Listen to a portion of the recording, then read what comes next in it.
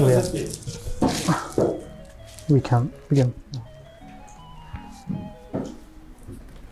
Okay, so thank you so much for having me here, for inviting. I mean, it took a while, but I'm very happy to be here. Sorry if I don't speak any word of Turkish, but I maybe in the next 2 years I'll take a class for trying to explain myself better.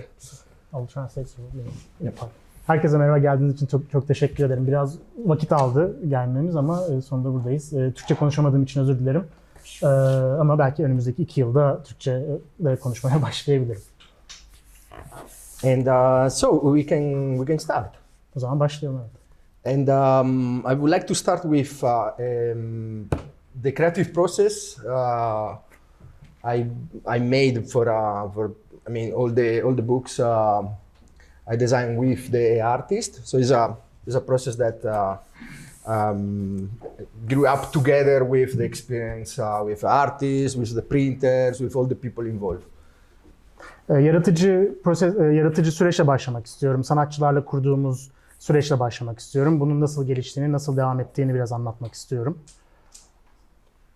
And then after the creative process, I show to you some case studies, some examples of books, more in specific. And at the end of that, we have On Rape, which is the last book, one of the last books I did with author Lai Avril and the maestro Ufuk. Öncelikle bir yaratıcı süreçten bahsederken daha sonra da bazı örnekler üzerinden gideceğiz. Özellikle en son yaptığımız Maestro Ufuk'la birlikte yaptığımız Lai Avril'in kitabı On Rape üzerinden devam edeceğiz. And and with the On Rape, with the last study case, we will have a dialogue, me and Ufuk, about how was the creative process. Because of course, every time I'm working on a new book, there are different people and also there are different experiences. So it's something that is constantly developing, you know, the way how I make the books. Sürekli farklı insanlarla farklı şekillerde çalışma imkanı da buluyoruz. Her kitapta o yüzden farklı şekil alabiliyor kitaplar. Ve bu kitapta da biraz ondan bahsedeceğiz. Okay, thank you. So I start with the first picture I show to you is a bunch of my notebooks where I get sketches, and I starting the lecture with this image because on my creative process it's very important to sketching up the ideas, you know, before to start using the machines, the computers. İlk fotoğrafta gördüğünüz şey benim defterlerim. Bu resimden başlıyorum çünkü benim için taslaklar çok önemli. Herhangi bir bilgisayara geçmeden önce, herhangi bir şey yazmadan önce başlangıç olarak bu defterlere taslak çizmek çok önemlidir.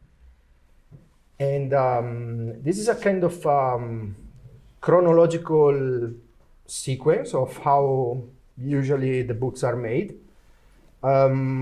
It's not always, you know, it's not really, we are not really following always the same sequence, but in general is something that can work for all the books I work together. Bu gördüğümüz şey aslında tarihsel olarak, yani kronolojik bir sıralama. Tabii her zaman bu şekilde ilerlemiyoruz ama biraz buna sadık kalmaya da çalışıyoruz. Ama tabii bu sıralamadan saptığımız da oluyor. So I can tell you from 1 to I think 12, if I remember well, all the points very quickly to let you know what's the journey here. Her adımı biraz hatırlayabildiğim kadarıyla anlatmaya çalışacağım. Buradaki yolculuğun ne olduğunu birazcık ortaya çıkartmaya çalışacağım. So the first point is sharing the story. So one of the most important things at the beginning when I start whatever project is to really understand the project of the artist, of course, and the story that the project is going to telling. En başta yaptığımız şey tabii ki hikayeyi paylaşmak. En başta sanatçının anlatmak istediği hikayeyi yeniden anlayıp, projeyi yeniden anlayıp o şekilde yola çıkmaya başlıyoruz. And this first step of the process is usually, can happen with a physical meeting. We met together in a space, or most of the time because there's a lot of people, you know, I work with a lot of people from different countries. Most of the time is in a first video call where, you know, I ask into the artist. Usually is with the artist, the first, with the author, the first meeting. And I ask to the artist to, you know, tell me as deeper as possible, you know, what's the story, how was his experience with this story. So what I need there is to understand him very well what is the story we're going to build together. İlk yaptığımız şey aslında bizim burada sanatçıyla bir araya gelmek. Bu fiziksel bir araya gelmek olabilir. Veya videoyla, Zoom ile bir araya gelmek olabilir. Buluşabiliriz ve bunlardan bahsediyoruz. En başta bizim yapmaya çalıştığımız şey aslında sanatçının hikayeyle kurduğu tecrübeyi anlamak. Neyi yaşadığını, neleri yaşamadığını, hikayeyle kurduğu ilişkiyi anlayabilmek. And sorry, was long this part. The second part is sketching the structure. So after a time that can be short or longer, of course I start to thinking about the story, and I start to also maybe investigate a bit more if the story is related to documentaries or to the news. And after that process, I start to sketching, let's say, a narrative lines or a very rough structure of how can be, you know, the storytelling in the book. Bu aşamadan sonra bir sketch yapmaya başlıyorum ve hikayeyi tekrar kafamda düşünmeye başlıyorum. Hikayenin kaynağına biraz bakıyorum. Haberlerden mi kaynağını alıyor yoksa belgesellerden mi kaynağını alıyor? Bir kabaca tekrardan bunu göz atıyorum. And then after that step, I met again with the author, or maybe sometimes is also the publishers involved already, or you know, a bigger team with involving the photo editor, and we discussed this part of the process. After this discussion, the step number 3, I start to do a visual research. Not only me, but also I ask to the author to trying to collect all the images and the ideas that are, you know, connected in some way to the story. Bundan sonra tekrardan sanatçıyla bir araya geliyoruz. Bazen yayıncı da bize katılabiliyor. Editörle benle birlikte buluşuyoruz. Bu tekrardan buluşmadan sonra da bir görsel araştırmaya giriyoruz. Burada bir görsel fikirler neler olabilir, nerelerden ilham alabiliriz, biraz onlara bakıyoruz. And after that, the step number 4 is mapping. It means basically start to finding the connections between the content that we can use or not in the book, in a way to creating a proper map of what's going on in that story. Bundan sonraki 4. basamakta da haritalama yapmaya başlıyoruz. Hikayede birbirine bağlayacağımız elementleri bir araya getirmeye çalışıyoruz. Kitapta kullanacağımız şeyleri bir araya getirip hikayeyi oluşturmaya başlıyoruz. Haritalamaya başlıyoruz. Yeah, you can see the difference between the two pictures. The number 3 on the bottom left is a mood board, are all ideas without any connection between them, and the number 4 start to have this connected lines and colors for us start to create the first atoms of the narrative. 3 ve 4'ün arasındaki farkı da zaten görebilirsiniz. 3. basamak biraz daha fikir tahtası gibi çalışırken 4. basamakta biraz daha çizgileri görmeye başlıyorsunuz ve biraz hikaye atomlarını aslında burada parçalarına ayrılmaya başlıyor.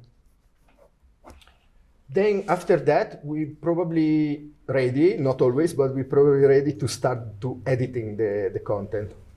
So the editing of the content can be made in many different ways. I don't have any boundaries in that. Like I'm not asking to any artist to working in my way, but I prefer that they feel free to editing in the way that they feel better, you know, more comfort.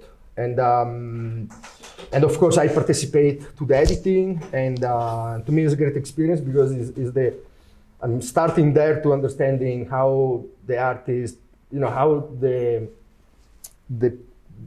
way the artist, translate the story visually, not only visually, also with the text.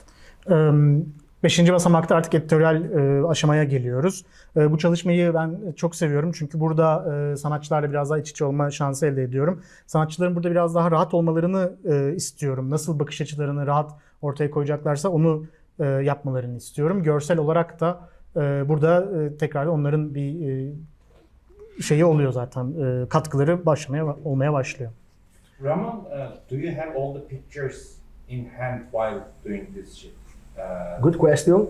Yeah, maybe you have 100 pictures. You have to use at least 40 pictures. How many pictures do you have in this stage? Compared to the final book. Yeah.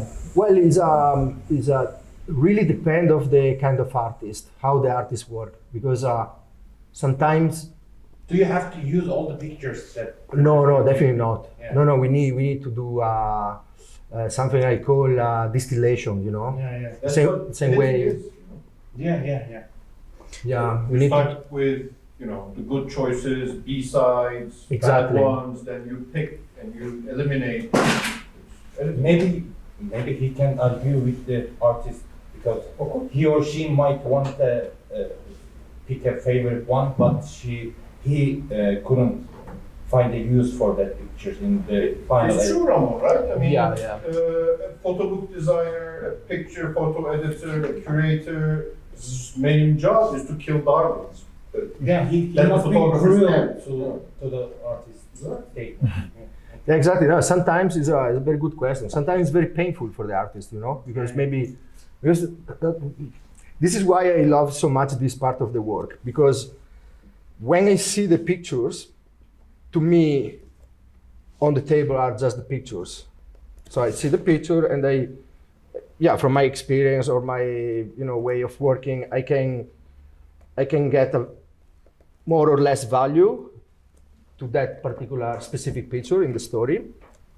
But what I don't have is the background of the artist, because the artist, when she or he made the picture, he was there, Yeah. So was there and had an experience. Especially, for example, the most complicated is with word photographers, because of course when they made that picture, most of the time they were in troubles and problematic area, and so it's not easy to convince which one is stronger to telling the story. So that is becoming more complex, but I like that kind of experience. I'll summarize. Yeah, sorry. Şöyle bir özet geçeyim. Bu editing prosesinde yani size yani 100 tane fotoğraf geliyordur büyük ihtimalle. Bunların arasından 40'ını mı seçiyorsunuz? Nasıl bir süreçten geçiyorsunuz diye bir soru geldi. Ve burada ki aslında biraz şöyle, evet zor bir süreç. Buna sevdiklerini öldürmek denilen bir süreç deniyor aslında. Çünkü Ramon diyor ki yani evet o fotoğrafçı için o fotoğrafların her birisi çok özel ama ben fotoğrafa baktığımda evet hikayede ayrı bir yere koyabilirim ama fotoğrafçının o fotoğrafla kurduğu ilişkiyi ben birebir kurmuyorum. Onun yükünü ben taşımıyorum diyor. Bu özellikle savaş fotoğrafları çeken kişilerde çok zor olabiliyor diyor. Çünkü o fotoğrafı çektiği zaman ciddi zorluklar çekmiş ve ciddi onun yükünü taşıyor oluyor diyor. Ama hani böyle bir süreç var ve bu süreci aslında çok seviyorum diyor. Çünkü yaratıcı olma sürecim biraz da burada geçiyor diyor. Yeah. So this is because the author have a emotional connection with the pictures, and even the very intimate stories are not easy to edit. And but yeah, it's a creative challenge. I like that part because could be the hardest one. Yeah. For artists to sequence a book. Yeah. Yeah, it's better to employ someone else to do sequencing and Yeah, exactly. So in my case, of course, what I showing to you is my way of, doing the creative process. So it might be totally there are many differences. Everybody, feel better in a different way. But what I try to do is to keep this process really open, and respect the experience of the author, and having a proper dialogue, you know. Yeah. And I like when there are contrasts, because otherwise it's very boring to working always with someone that you agree on everything, you know. So I try to, how I can say, to provoke reactions, you know. Because first thing I need as a designer, I need to understand how the artist want to make the book project. So what really want to put in the pages. And then, of course, with my experience and the experience of the printers, you know, of the other professionals involved, I'm trying to, you know, to give to the artist my suggestions, you know. And always with a debate, like, look, this is what you want, this is what we have, thank you. And I think, you know, can you see that this is working better because da-da-da-da-da-da? There's always an empirical way of processing the book. It's never like, it's like this because I think it's better like this. It's never like that. It's really empirical and with a, you know, and move always with a direct experience. So printing so much stuff and make comparisons between the ideas, you know. Sorry, this was extremely long. No, yani yine bir özet geçeceğim. Bu yaratıcı sürecin aslında bu kısmını o yüzden çok seviyorum diyor. Yani sürekli sanatçıyla aslında takışmayı seviyorum diyor. Çünkü benim o hikayede sanatçının neyi anlatmak istediğini iyice öğrenmem gerekiyor diyor. Sürekli anlaşabildiğim biriyle çalışmanın çok da büyük bir zevki olmuyor benim için diyor. O yüzden hani anlaşmayı sevmem ama çakışmayı severim diyor ve bunun hepsinin bir yöntemi var diyor. Aslında hani sırf bunu sevdim de yaptım diye değil, yani temelsiz kararlar vermiyoruz burada. Her yaklaşım aslında bayağı bir bilim, bizim yaklaşımımız bir şey var, temeli var. Hani öylesine verilmiyor kararlar. I have a question here. So you made it clear that this is one of the most important processes that you work with the artist. You decide which photos, which pieces, whatever. Is this one of the most helpful, or the most helpful stage, getting the backbone editorial concept of the book, like the structure, you know, how the book will flow? Like, is it a process book, or like how you structure the book? Like for example, when you do the flap, for example, the fold out. Yeah. Decide the size of the book.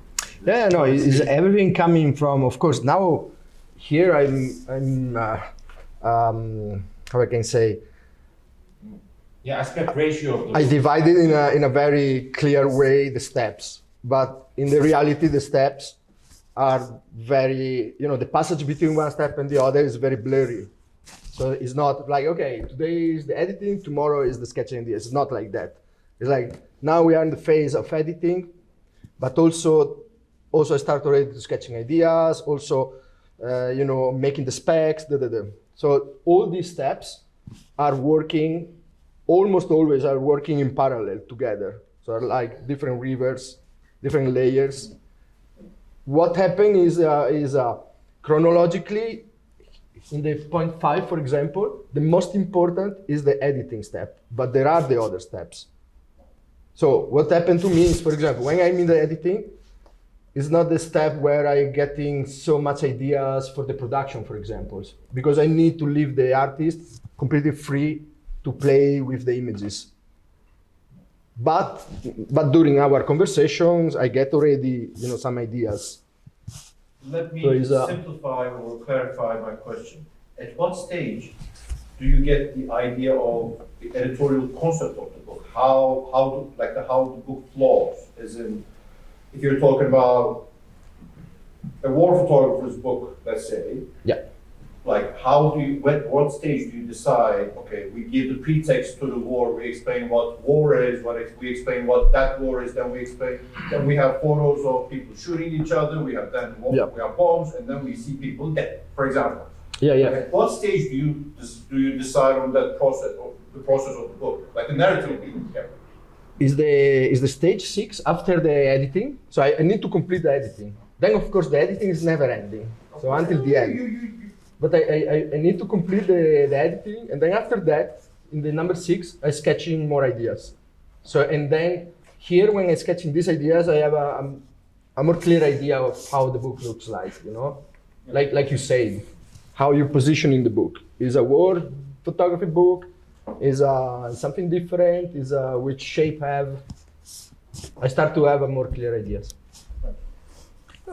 Kitabın aslında biraz daha hani şekline, ebatına nasıl karar verildiğine dair bir soru geldi. Ama burada biraz daha hani bütün bu aşamaların aslında hepsinin birlikte, yani böyle sırasıyla evet bugün editing yapıyoruz, ertesi gün skeçlere başlıyoruz gibi bir sürecin olmadığından bahsetti. Hepsinin aslında bir şekilde birlikte devam ettiğinden bahsetti. Ama ondan sonra Ufuk'tan da şöyle bir soru geldi. Hani hangi aşamada aslında bir kitabın nasıl olacağına karar veriyorsun? Hangi aşamada sequencing'e, yani sıralamaya karar veriyorsun? Dedi. Bu sanırım yani sketching, editörler sıralamasına karar veriyorsun. Bu da sketch yaparken aslında ortaya çıkanlardan bir tanesi oluyor dedi. O aşamalardan oluyor. Okay.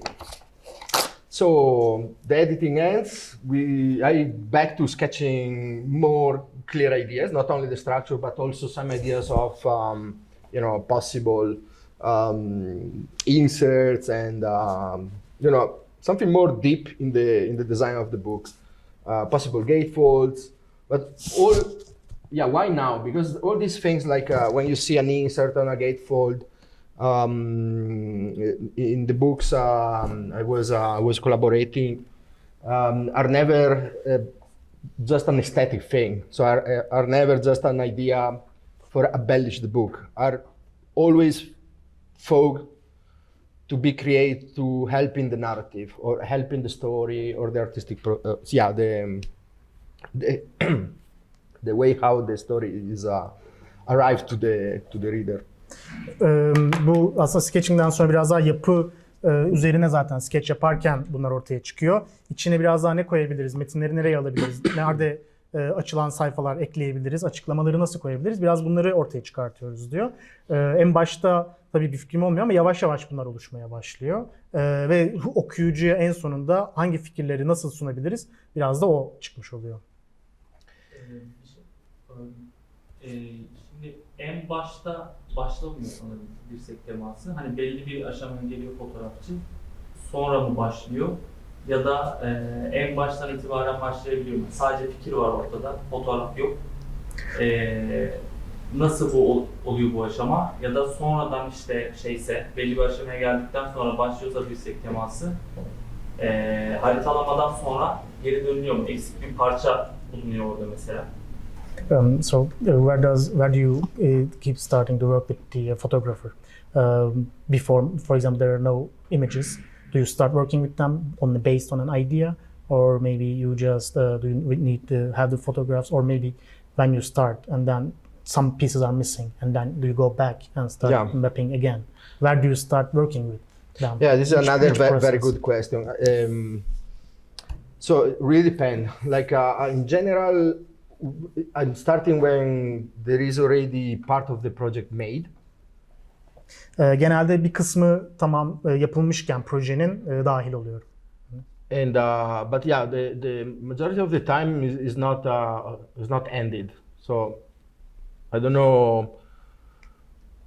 I can say maybe when most of the time when the project is on the final half of the making. This is in general when I enter in the project, but not because I decide, because I've been called in that moment. Genelde proje ilerleyip hatta yarısından biraz daha geçtikten sonra, 3/4 bittikten sonra ben dahil oluyorum. Ama hani bu benim seçtiğim bir şey değil. O biraz hani fotoğrafçının istediği bir şey. Yani o anda genelde o anda dahil oluyorum. Proje bitmeye yakınken dahil oluyorum. Can I add something? I mean, there's no perfect answer to any of these. I mean, it's always fluid. I'm sure Ramon designed a book in 2 years once, and in 1 month another book. Like, it changes, right? Yeah. I have a process. If I'm making a book with somebody, for example, and then that person says, I also have this other project I want to do in 2 years, I asked that person to send me a little PDF, and I must keep this stuff on my desktop, so I see it every day. When I turn on my computer, I see all these PDF, these folders, these images to remind me that there's something here. So it's somewhere in the back of my. So it's always in the process. You always think about it, you know. Yeah. Like I'm sure it's the same with you. But Yeah, when exactly. you know you're going to make a book in 2 years, every now and then you think about it. You grow ideas as well, and it doesn't happen like very in a linear way. Sometimes it happens in the last minute. You get an idea in the last minute. Sometimes you get an idea in the first. Right? Yeah, exactly. Tabii bu soruların aslında Ufuk'un ekledikleri çok spesifik cevapları olmuyor. Bazı kitaplar 2 yıl alıyor, bazı kitapların yapılması da 1 ay bile sürebiliyor. Benim mesela çalıştığım yöntemler diyor, hani bir kitap yaparken fotoğrafçı bana, sanatçı başka bir projem daha ver derse, 2 yıl içinde yapmak istediğim derse, onu ben masa üstüme koyarım. Sürekli aklıma gelmesi için onunla haşır neşir olurum, yani sürekli onu görürüm diyor. Yani bunlar çok doğrusal gitmiyor bu süreçler. Tabii o çok mükemmel bir şey, doğrusal gitmiyor. Geri çıkışlar, yani girişler ve çıkışlar sürekli meydana gelebiliyor. What I discover with my experience is that the projects that starting when the book project starting when the artistic project is not finished yet are more helpful for the artist. So let's say, for example, there are few cases I start from scratch, like was just ideas of the project, but no one picture made.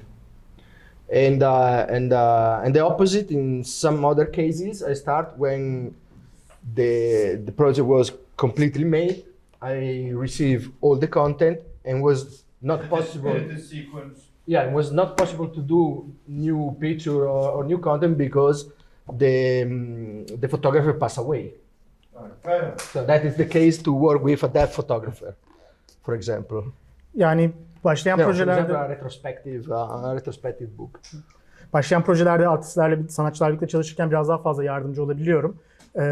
Ama yani sadece fikir aşamasındayken dahil olduğum projeler de var. Ama bazen her şey yapılmış, bütün fotoğraflar olmuş, editingi yapılmış, sıralaması yapılmış ve hatta vefat etmiş olan fotoğrafçılarla, sanatçılarla çalıştım.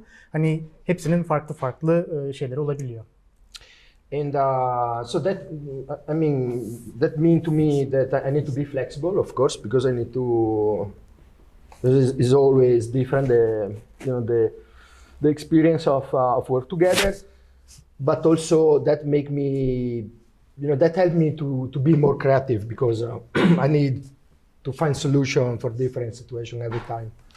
So in general, I love, to pass from a book that is I've been called at the last stage to something that happened with 2 images and we don't know what to do. So that is helping to me. It's very challenging for the creativity. I mean, for example, I can think of something. We printed a book last month, beautiful book, photographer from Switzerland. She was going to come be on press, and a couple of weeks before, they sent me a PDF of the final book to be printed. And I looked through the PDF, and I noticed that one of the photos was either shot with a different camera, or it was cropped too much, that the resolution felt different. So was the consistency of this black and white photo book. You have dark areas, light areas, and it's all balanced. In this photo, you come and it's lighter than the other. Right? You just see it. It's something that because you're the photographer, every now and then you can miss these things because you're thinking more either conceptually or aesthetically. But somebody different, some other professional looks at it, will see those mistakes. And I told her. And she had to travel 1,000 miles a couple of days before coming to Istanbul to print. And she took that photo again with the other camera. And it did perfectly. So, I mean, these edits, these changes, it can happen at any process. Yeah. It's ain't over till it's over, right? Exactly.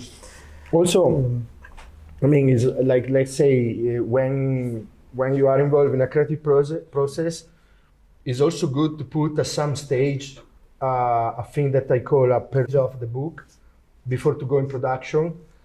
And we discovered that we need to delete 8 pages, drop 8 pages.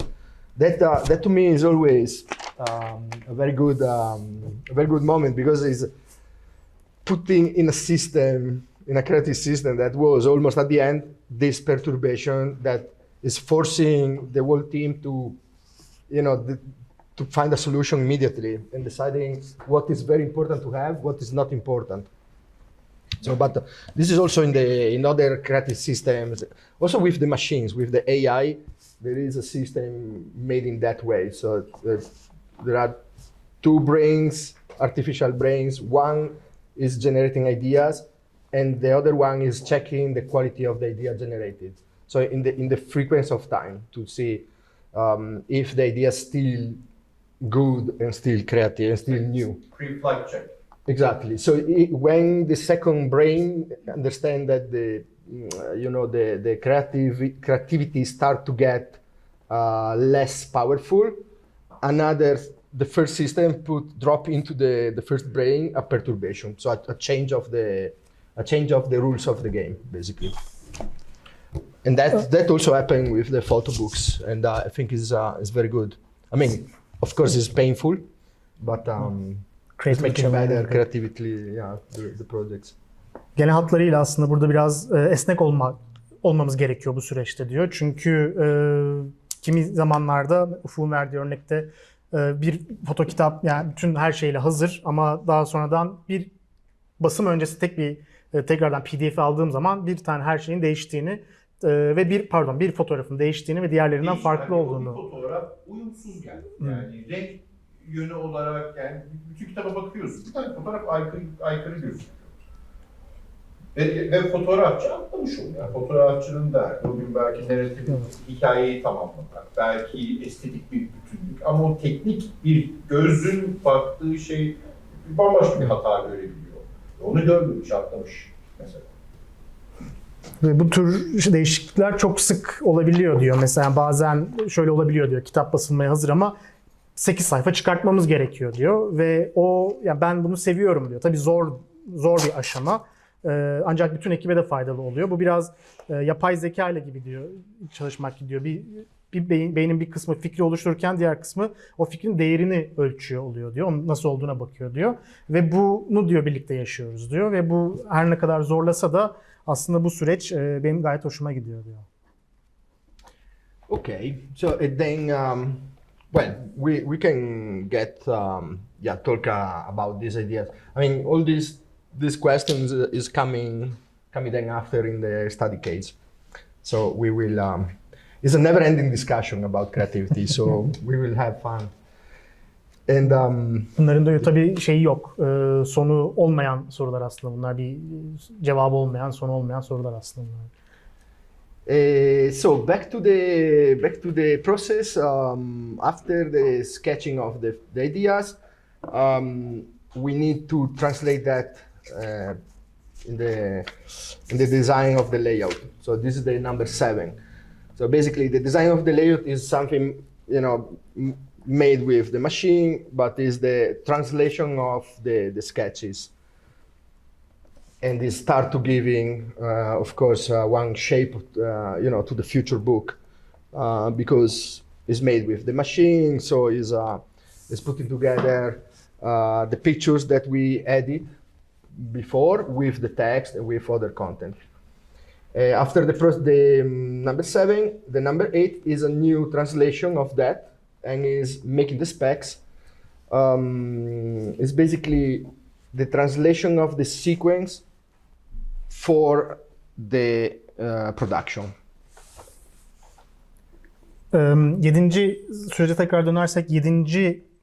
adıma geldiğimiz zaman aslında biraz dizilimi tasarlamaya başlıyoruz. Nelerin çalışıp nelerin çalışmadığına burada kitapta bakıyoruz. Bunlar makinede kesileceği için o şekilde bunları dizmemiz gerekiyor. Buradan da 8. adıma geçiyoruz. Burada da kitabın şekline biraz daha, boyutuna karar veriyoruz.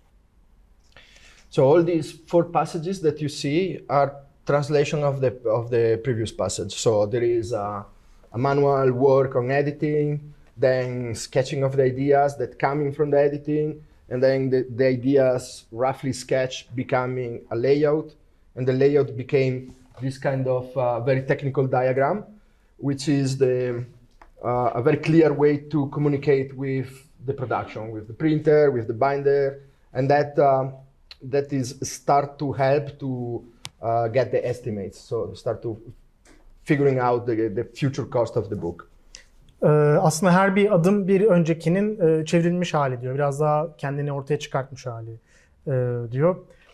Çünkü editingden sonra sketching, sketch'ten sonra bir şekil verme, bir şekil vermekten sonra da tekrardan biraz daha kitabın boyutlarına bakmak ve böylece bunu matbaaya, baskıya da verdiğimiz zaman nasıl bir şey çıkabileceğini biraz aşağı yukarı maliyet hesabı yapmaya başlıyoruz diyor. Bu da böyle birazcık aslında iç içe bir süreç değil mi? Yani o tüm editing süreci bitmeden önce aslında kitabın boyutu ya da biçimlenişine ilişkin bazı kararların zihninde olması o editing sürecinin de belirleyicisi aynı zamanda diye düşünüyorum. Isn't this like a grift situation because the size or the how it's made, the books, specs, it also affects the editing and sequencing of the book also. Bir şey daha mı? Bu kadar böyle adım adım herhalde çoğu zaman gitmiyordur yani. O bazen mesela 8 birazcık daha 7'nin önüne geçip Edit ediyorsun bazen. He says that it's not always step by step. For example, 8 might come before 7th step, or maybe 5th step comes after the 7th step, or Yeah. böyle biraz Exactly. gibi hani önce soğanları pembeleşene kadar kavuruyoruz, ondan sonra kıymayı koyuyoruz, sonra suyu ekliyoruz gibi bir it's not süreç like değil cooking. de bazen suyu ekliyorsun ve sonra Yeah, good metaphor. pembeleşsin. It's not like first you put on onions and then they become. It's good metaphor. It's definitely not like Güzel. cooking. Aslında öyle değil. If you're cooking this way, you probably die because you cannot eat nothing, or you burn the house basically. So it's different than cooking. I mean, I don't want to say I'm Italian, so I like cooking, but I really like cooking. So it's and sometimes I made some comparison between cooking and the bookmaking process. So one of the good things in common between cooking and the creative process is that when you cooking the pasta, for example. So this is something that is a metaphor that I use when I stuck in the project because we cannot close in the book. And the metaphor is, when you cooking the spaghetti, you have a time for cooking, which is 10, 12 minutes, depend of the kind of thing you're cooking. If you still cooking more than 10 minutes, this doesn't mean that the spaghetti coming better. Actually, it's coming worse, So, and this is the metaphor I use sometimes with the team of work saying, we have time, we have to get the better ideas in that time. If we get 3 months more, it's not getting better. It's like the pasta. Aslında burada yemek metaforunu kullandığımda oluyor diyor. Yani ben İtalyan olduğum için değil ama bunu çok sık yapıyorum. Bunu özellikle proje biraz oyalanmaya başladıysa, biraz uzun sürmeye başladıysa kullanıyorum diyor. Bunu biraz makarna pişirmeye benziyorum. 10 dakikada yani hemen pişmediyse onu çok daha uzun sürede pişirirsen daha iyi bir sonuç çıkmayacak, daha kötü bir sonuç çıkacak diye bu metaforu biraz geride kaldığımız zaman ve çok proje uzadığı zaman kullanıyorum aslında diyor. You use this metaphor a lot. A lot. So much. Yeah. So basically, sorry. No, sorry.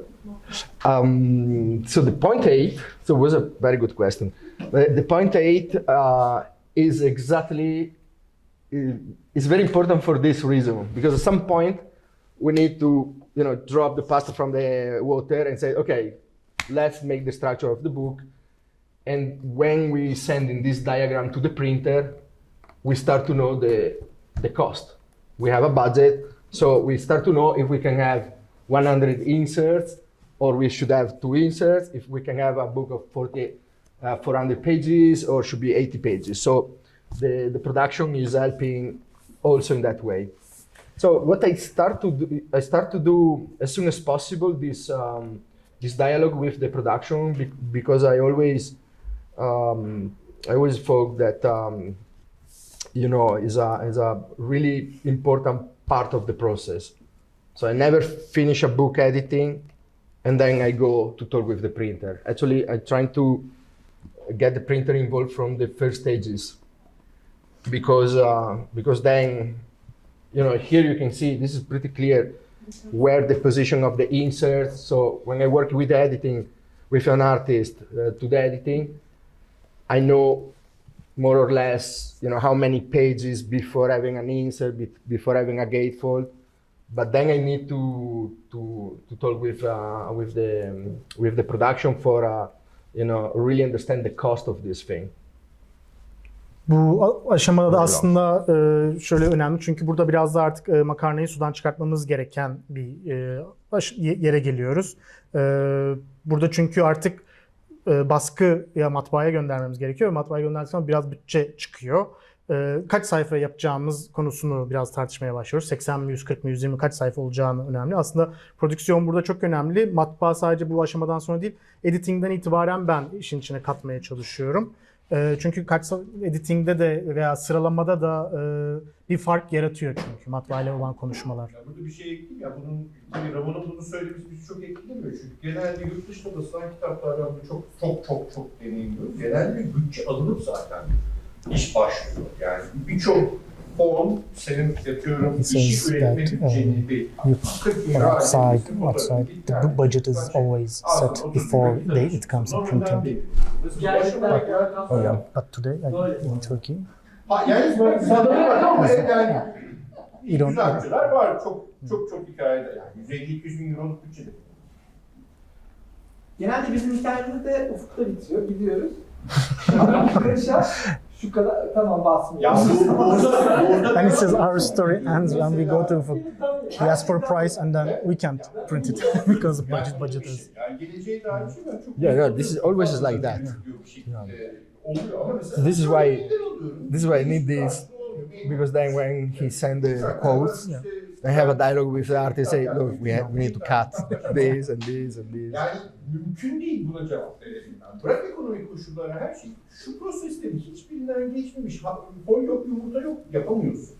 O yüzden Ramon'un söylediği bu bizi çok bağlamıyor ama çok reel bir sonuç. Yani o noktaya geldiğimizde artık tavizler başlıyor. Çünkü atıyorum adamın elinde 30 bin eurosu var kitabı yapmak için. O noktaya Ramon geldi, diyor ki işte 48 tane insert olacak, şu kadar şey olacak, kapağı bu olacak ve matbaadan bir bütçe geldi 50 bin euro. Okey. O zaman Ramon diyor, peki o zaman bunu nasıl ekonomize edebiliriz? Nereden He's talking about how we can economize the process.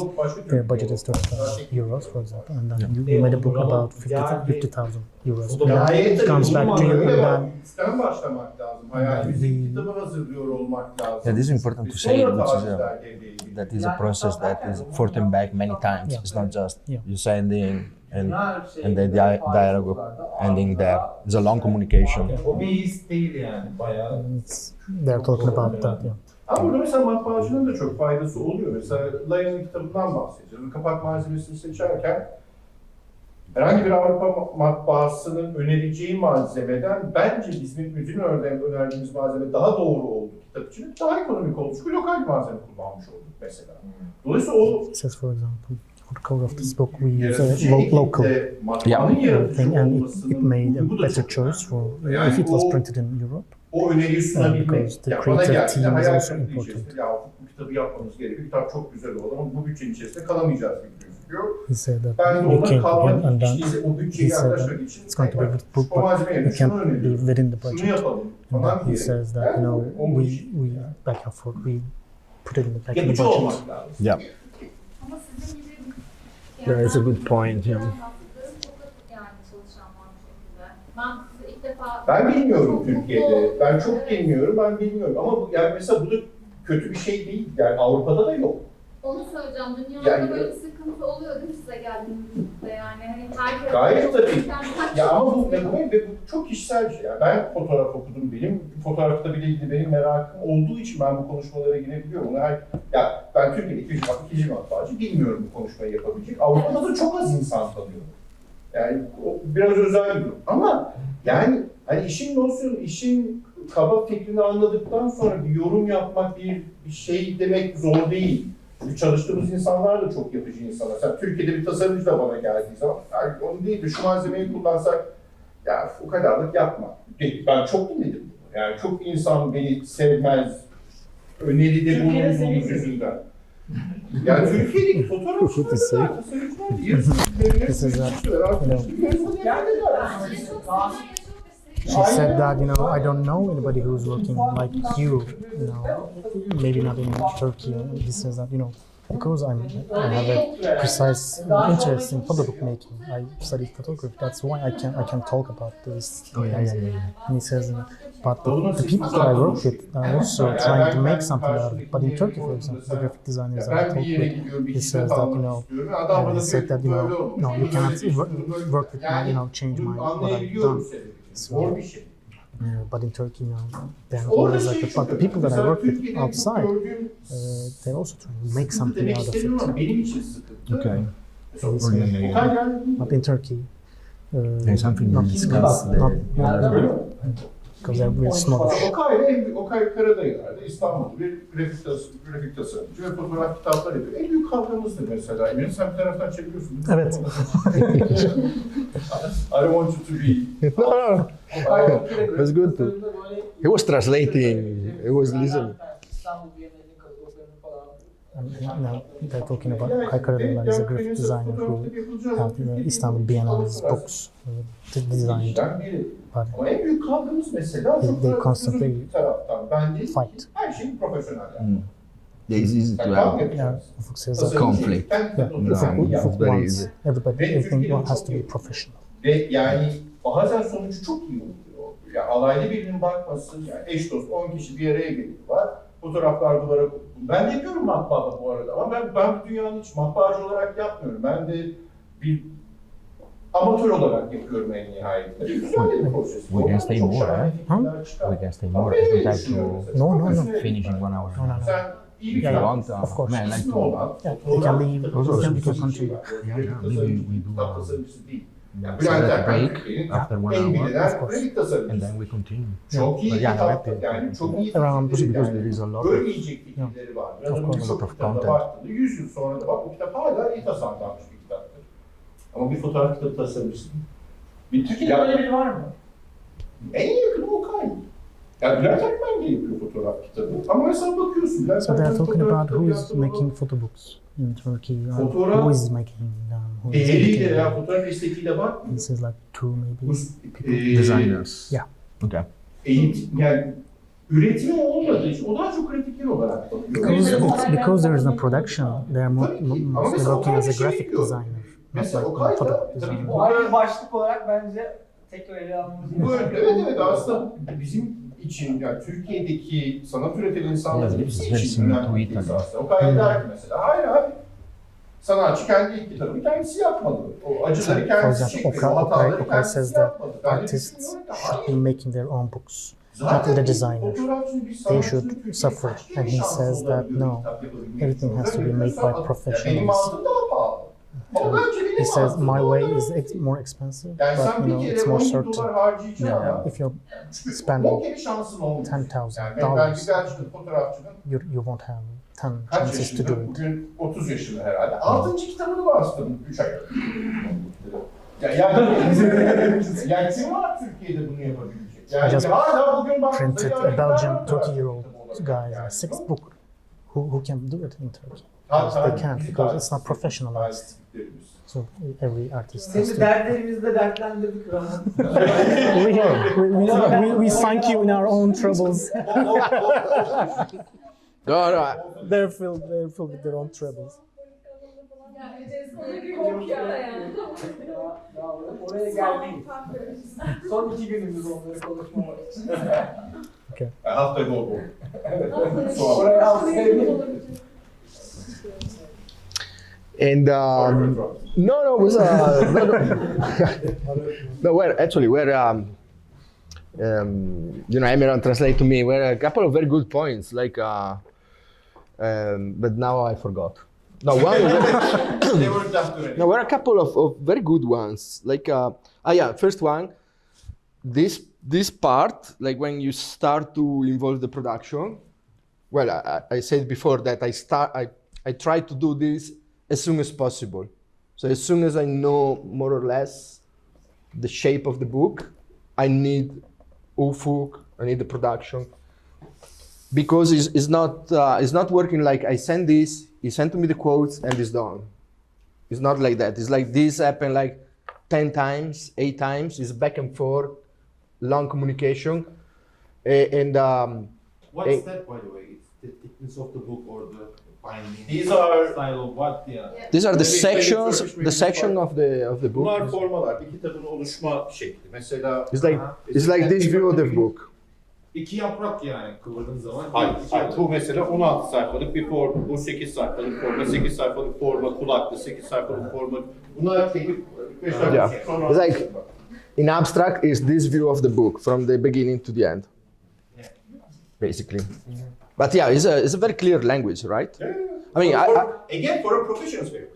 I learned this from the printers. I mean, the majority of the stuff I learned on bookmaking is from printers and binders. Also, there might be a case that Ramon does this and send it to a printer, and the printer will say, hey, this is actually impossible to do because you have to have this here to do that. I mean, he's an established designer. I'm sure he will face this rarely, but it might happen every now and then where it's technically impossible to do. Yeah.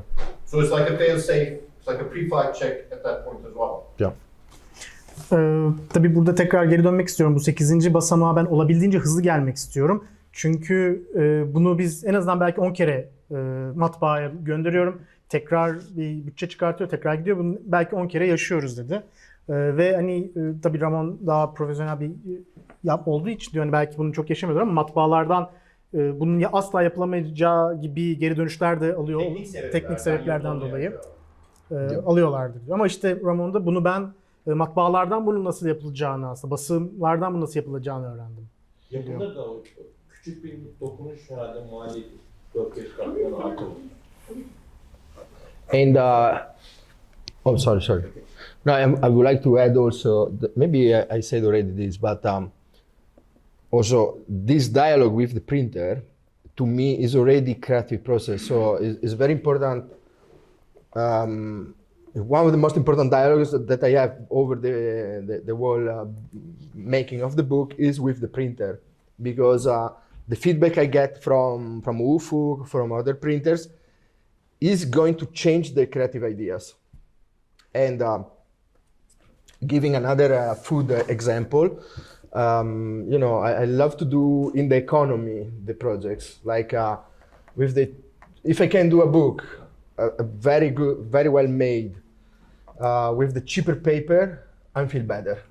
It's like, you know, when you do a recipe with 3 ingredients, that is giving to me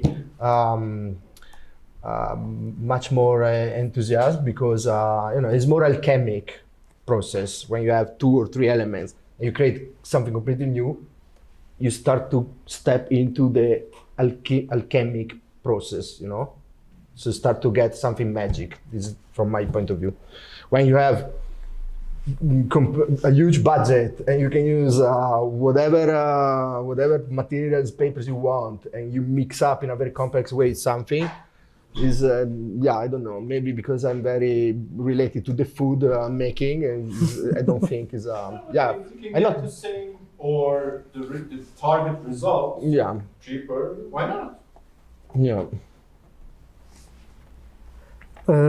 Burada hani eklemek de isterim ki bu matbaayla yaşadığımız süreçte yaratıcı sürecin aslında bir parçası. Ufuk'tan aldığım fikirler benim bu işleri yapmamı çok ciddi şekilde değiştiriyor, farklılaştırıyor. Yani mesela bazı zamanlar ben ucuz bir kağıtla bir projeyi ortaya çıkarttığım zaman ortaya daha simya, daha böyle büyülü bir sonuç ortaya çıkıyor ve bu beni biraz daha mutlu ediyor. Çok yüksek bütçelerle yaptığımız zaman bazen aynı keyfi alamayabiliyorum. Daha küçük bütçelerle, daha ufak malzemelerle bir şey ortaya çıkarttığım zaman daha fazla zevk aldığım oluyor. Yeah, and to closing this part is also have to do with also the intimate, the deep, narrative characteristic of the materials. So there are beautiful materials that are very cheap, costing nothing, that people use because don't use because think are too cheap. But when you create the book, every single detail is participating to the storytelling. So there are books that you need not to print on the most glossy paper and in most perfect way, as you can see an image in the screen. But it's better for the story to print on a very rough paper, and let's say with less quality, but it's more narrative quality, or more poetic. Malzemeler de hikayeye pek çok şey katabiliyor. Her zaman en iyi, en parlak kağıt veya en iyi kağıt olmasına da gerek yok. Bazen çok sert kağıtlar veya çok kötü kağıtlar hikayenin akışına da çok büyük katkıları sağlayabiliyor. Ufuk, if you don't agree, of course, you can interrupt. Okay, so this is editing. So it's the book, but in a different shape. So if you are the artist who editing in this room, this was an abandoned house. For this project, I was invited in this abandoned house. Was it? Yeah. Is there a hole in the wall?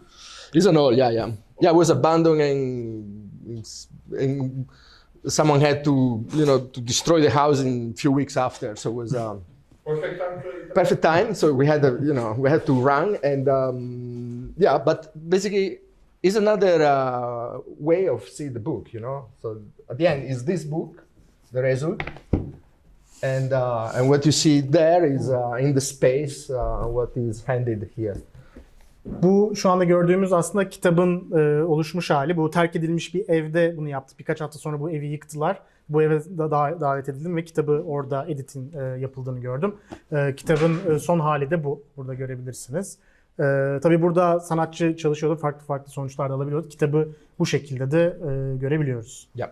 So this for say that every way of editing, is working. Her şekilde çalışabiliyor aslında editing yapma, editörlük. This is a sketch for another book with are some ideas of the sketch, but of course this is a very rough sketch. Probably it's complicated to reading this thing, but there are already very important ideas here. There are two parts of the book separated with a gatefold. So when I sketch these things, I'm trying to figure out before to go on the machine, on the computer, if the idea can work or not. And to me, the faster way is this one, because I can sketch. I'm in a pub and I can sketch in 2 minutes something, and already I can understand already if it's a completely bad idea or there are some opportunity there. Tabii bu çok taslak bir çizim. Burada bazı şeyleri okumak zor ama hali hazırda çok önemli fikirler de var. Nasıl olacağına dair açılan kapaklar, açılan sayfalar mı olacak? Bunları görebiliyoruz. Bazen barda otururken iki yemek arasındayken bunları çiziyorum ve çizdiğim zaman aslında bir fikrin çalışıp çalışmayacağını da görebiliyorum. Yeah. Then number 9, finding production solutions. So after the quotes, after the start of the dialogue with the production, the creative ideas becoming solution for production. So this, for example, on the number 9 is one fold out that didn't exist before, and we had to experimenting, with the printer. It was possible to do with the machine. 9'unca da biraz bulma şeyine baktık ve biraz daha üretim aşamasında ortaya çıkartmaya çalıştığımız sonuçlarla alakalı. Burada da mesela matbaayla bir açılır kapanır bir fikrin ortaya çıkıp çıkamayacağını tartıştığımız bir fotoğrafı görüyorsunuz. Kullanıcı sayfadan bahsediyor. And What was different about that format? yeah, it's folded 2 times on the same page. I can show to you because I forgot I have more books in the backpack. It's epilogue. Do you remember?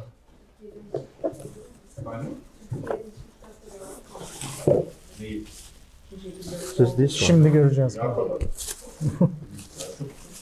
Do you have on abortion? Yeah. Which one? On abortion, yes. Yeah, it's here. You didn't have this one. Oh, So this I get it from my archive in Italy. Anlamadım. What are you talking about? Epilog. See.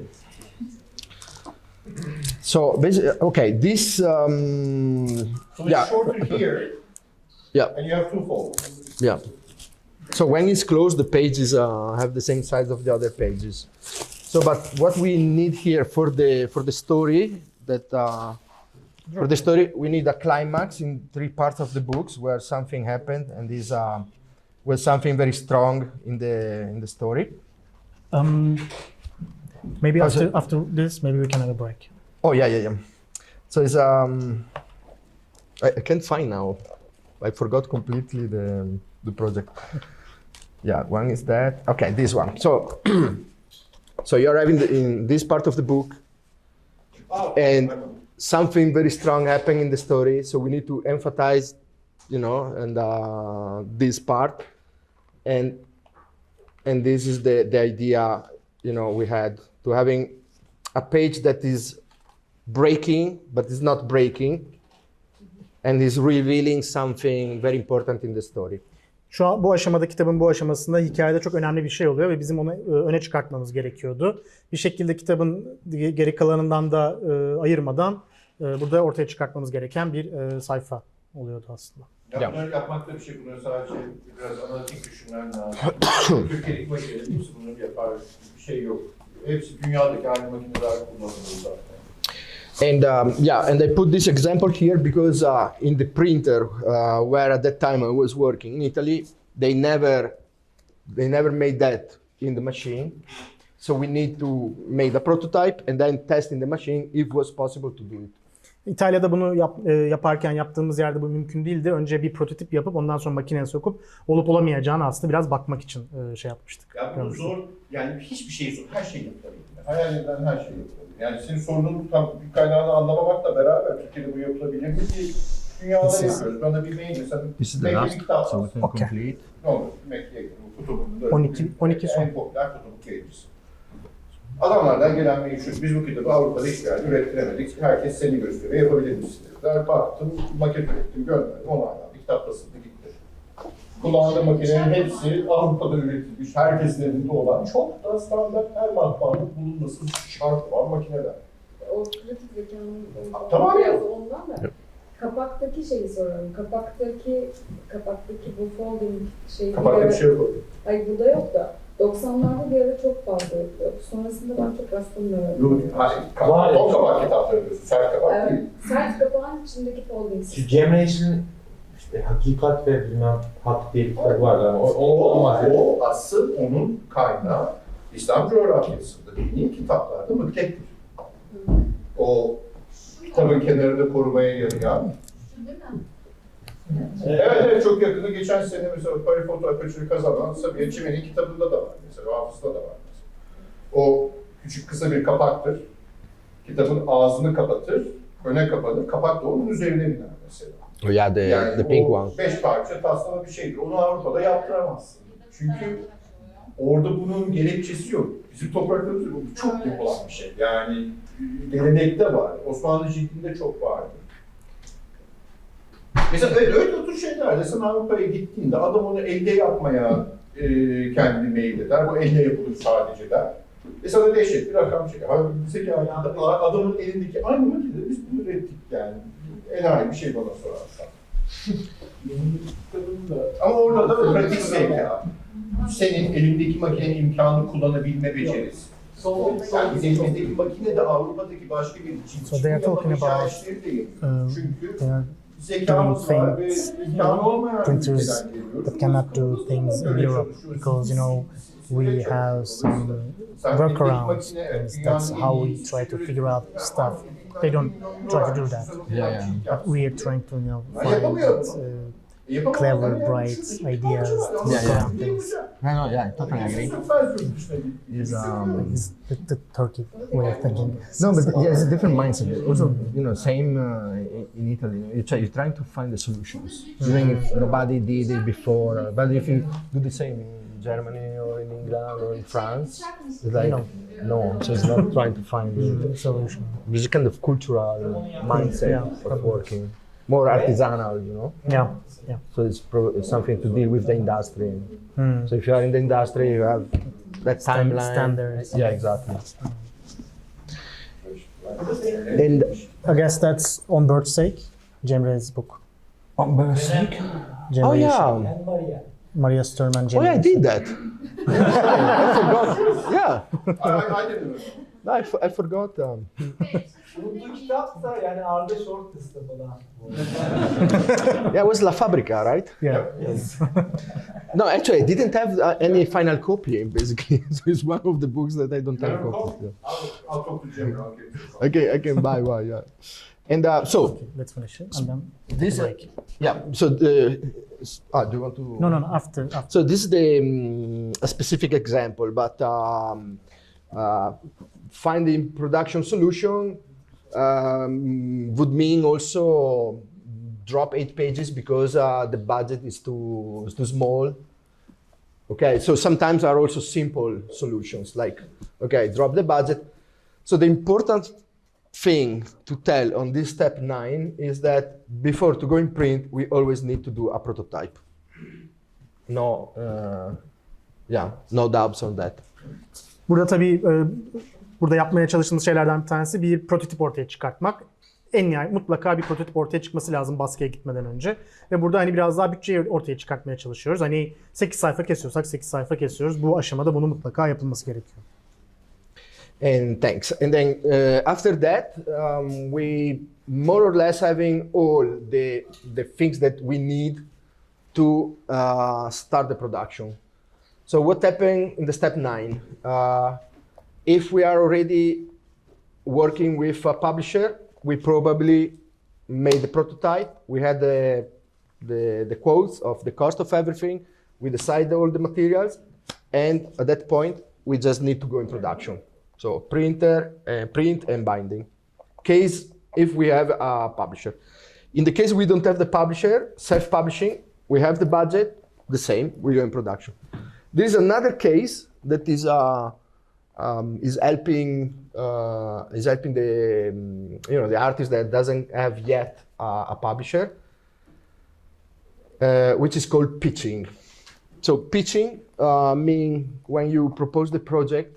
In general, thanks to the web platforms, like for example, most know is Kickstarter, but there are many others.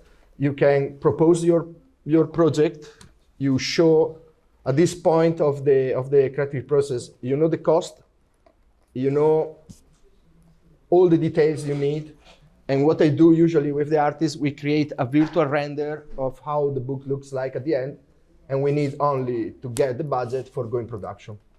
So that is called pitching. There is another option, which is participating to the Dummy Award, because at that point you have the dummy, you have everything. But of course, the Dummy Award is is 1 on 3,000 people sending the projects. So it's less practical to get the budget.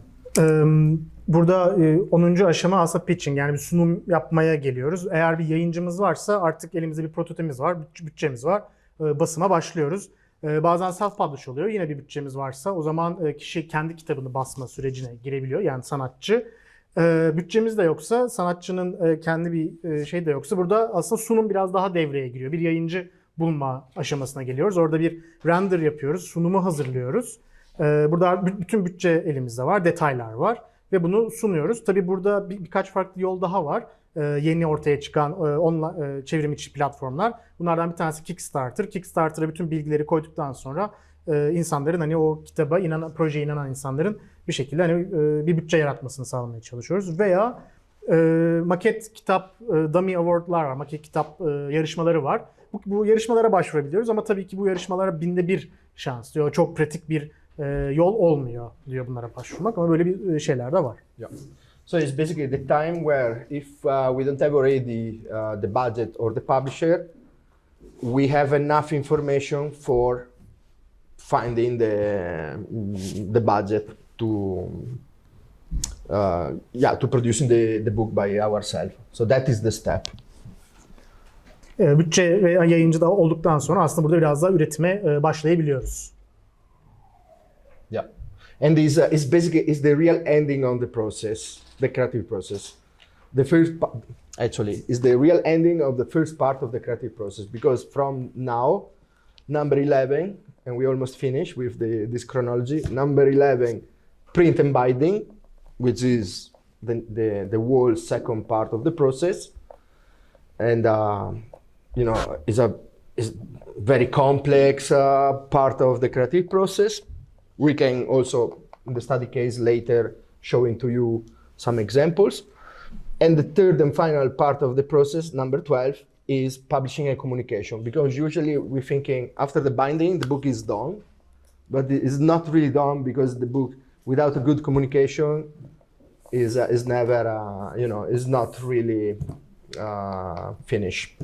So it's important to do a very good communication. The life of the book starts. Exactly. Take care of your baby. Yeah. Burada yaratıcı sürecin ilk Bitmez kısmının bitmesi aslında basma ve ciltlemeyle oluyor aslında. Yaratıcı sürecin ikinci kısmı, çok büyük bir kısmı aynı zamanda basma ve ciltleme kısmı oluyor.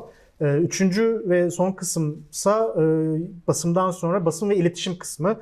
Aslında burada biraz da hani bebeğinize bakmak gibi oluyor. İletişim kısmı çok önemli çünkü basıp bittikten sonra kitap hayata geçiyor ve onun sürdürülmesi gerekiyor. Burada iyi bir iletişim kurmak da çok önemli. Tabii bunlardan, daha doğrusu basım ve ciltleme kısmından biraz sonra kitaplar üstünden, örnekler üstünden giderken konuşacağız. Good. So the 12 is the last point of the process. Is when you see the final book release. So this is Ponte City, and is showing itself in the exhibition of the Ponte City. So usually, photo books can be, the also a good thing to have in the opening of the exhibition. So and then we will see after there are cases where the photo book is becoming part of the exhibition.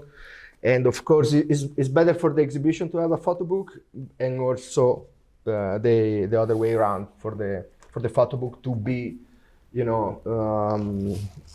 to be launched during the exhibition.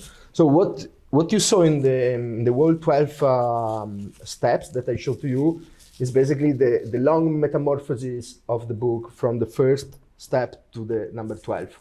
So that was his changing of shape until the final identity he get.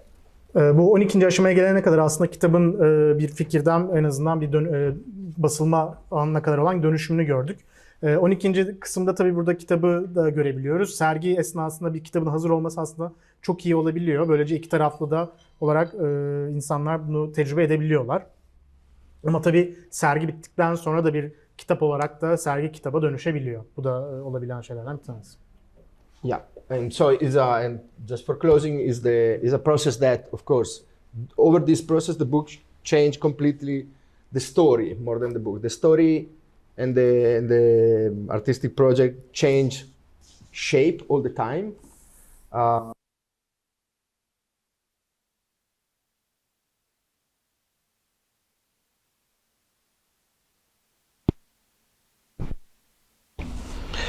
Improve our experience, our creative experience, artistic experience. It's a process that is so complex. There is a lot of people involved. There is a lot of dialogue that we need. So it's really rich for all the parts, all the protagonists of the process, from the artist to the publisher. So it's something that I suggest, of course, to everybody to try. Burada tabii kapatmak için bütün bu süreç boyunca hikaye ve yapılan her şey şekil değiştiriyor. Bu tabii bize çok büyük yaratıcı bir deneyim de katıyor, süreç de katıyor. Ve buradaki herkes aslında birer başrol oyuncusu bu hikaye içerisinde. Bizim için de çok büyük her seferinde tecrübe olmuş oluyor. Good. So we do a break. This is quite an analog process, so to speak. Have you ever been hired for a rebuild or restructure an Instagram page or profile or a photo website or that kind of thing, rather than the physical book itself? Personally, you mean? Professionally? Yeah. I did. I have this Instagram page and it needs to be rebuilt again. Yeah.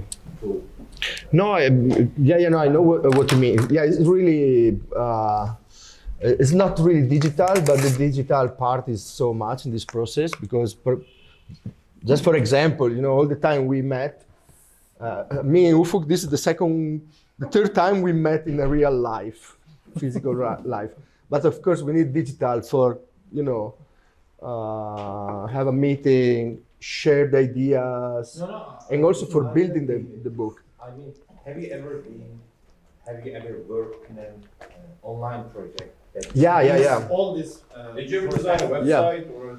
Yeah. No, this was my prologue to the answer. Sorry, I took it very far. I did also digital stuff and movies. So I'm coming from the School of Art, so I love to play in different platforms. But in the last 10 years, I'm more involved in exhibitions and books, and I love to work with something, physical. I love that. But I showed to you after a case study where I tried. I always like to experimenting and mix up and join together different platforms. So there is a book that we tried to do with augmented reality in a way that part of the content is on the cloud and is connecting with the book. So I love that stuff. So we saw briefly the creative process, and now we start with case studies, which is supposed to be more interesting. And this is the first book I did in 2012. This is the first book you did? It's the first book. Oh, really? Yeah. Well, are you kidding me? Yeah. You started with astronauts? Yeah. So, I put good. Amazing book to start with. Thanks. And I mean, in all senses, this is one of those epic books. It's probably my top 10. Same. Yeah. Oh, thanks. It's I mean, it's not only the book. The work is amazing, and the book just shows it out there. It's very clear. It was a really great time together with friends. So it was when you enjoy so much to work with your friends, and was self-publishing. So do we still need to stop for the translations? No, I go without? Okay. Amazing. Even better. Okay, but anyway, stop me if something is not clear, please stop me. Because, Durdu bir şeydi. Duralım. Yeah. Okay, so astronauts. I showed to you this project because very briefly, because it's about content-driven design. So what I was calling, at some point I need to put some labels on the things I was doing, just for not get, crazy lost in the process. So what means content-driven design?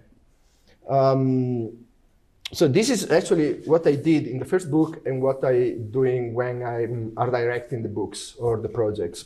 So before Astronauts, I was actually, meanwhile I did this book, I was I was working in a magazine called Colors Magazine, and the Colors Magazine was mainly visual narrative based and monographies. So it was a kind of magazine without advertising, monographic, meaning every issue had one topic, one concept, and was pretty similar to the way of making the book. And for me, that experience was the very lucky, very important training to learn about printing, of course, creating visual narratives and production.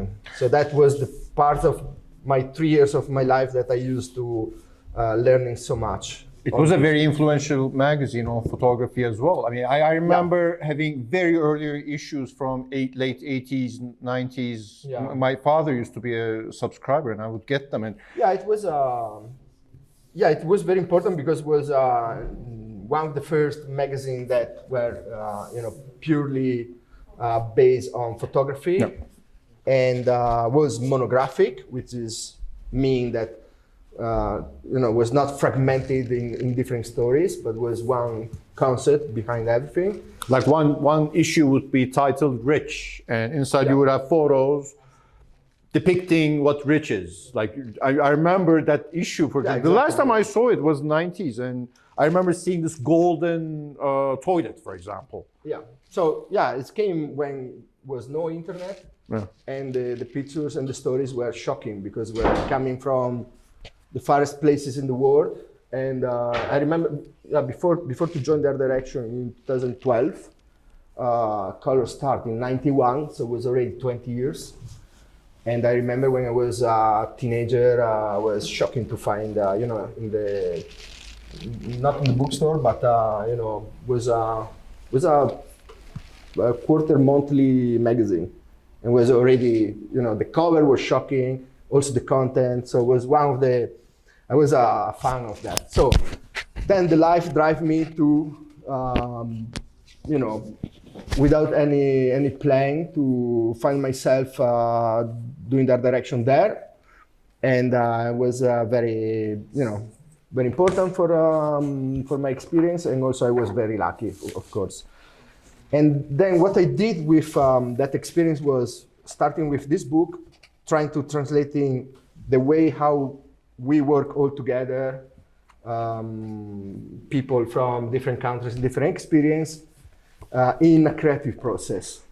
And this is the content-driven design. So it's coming from the experience of colors. And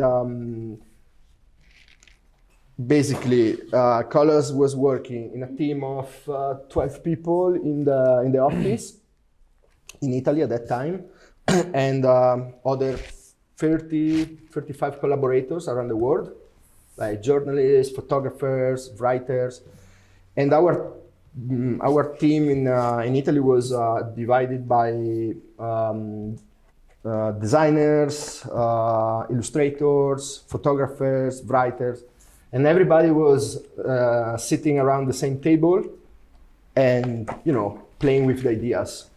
And that was the first time that I discovered the potential of talking about the same story with someone that came from a completely different experience. Not only the country, because of course we were everybody from different countries, but also a different different language, but also different way of thinking, because when you talk with an illustrator or a photographer or a writer about the same story, both three having a completely different way of express the story.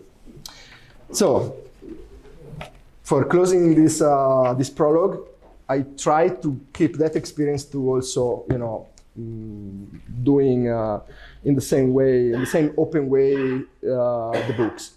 And Afrans was the first one I did, and what I did here was the art direction.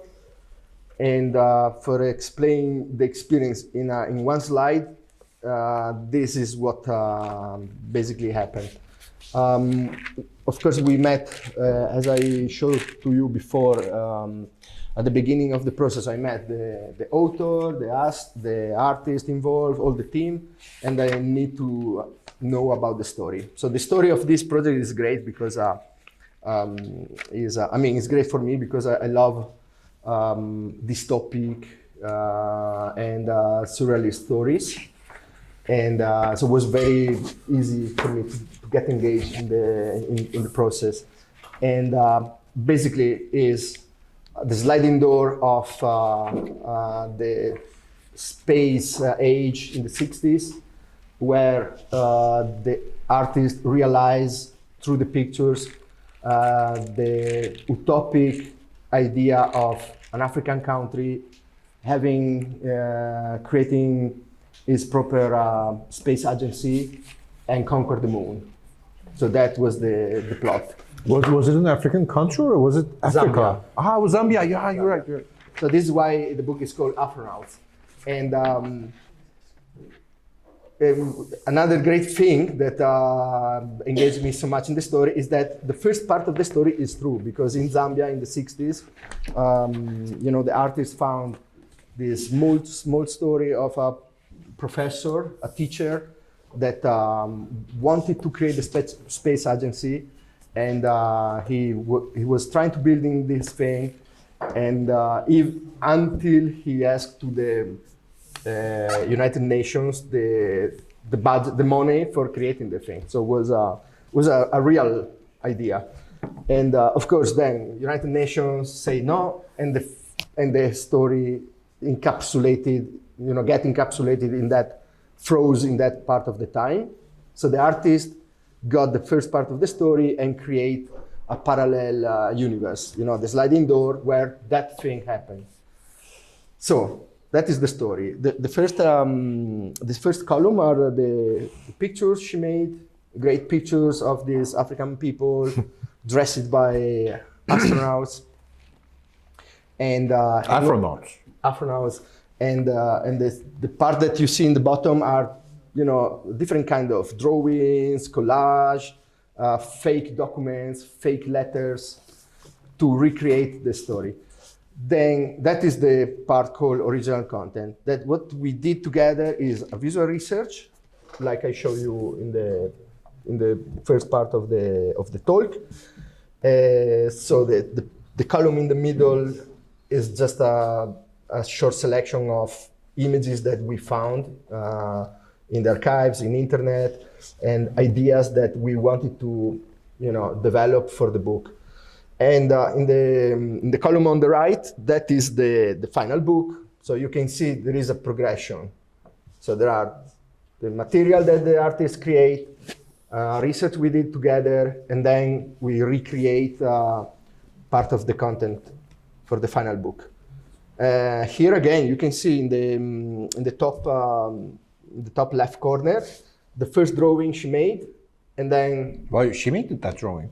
The first one, this one. Oh, really? Wow, not bad. The first drawing, and then the final drawing in the page, the final illustration. So this is part of the... Oh, that's not the final illustration. That's the one on the right. Okay, sorry. This one on the right. So part of the collaboration is that. It's like the art direction is about that. It's like trying to figure out how to express to the best way possible for the storytelling, the ideas. It's not just an aesthetic thing. It's about like in the movies, creating, let the audience or the reader trust in the story. You have to create this first level of narrative.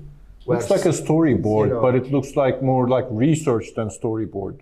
Yeah, exactly. It's consistent, but it's not consistent for random. It's because there is a research. It makes sense. The our typeface came from the stamps of the 70s, from Zambia. So everything was built to create a story in which you can trust.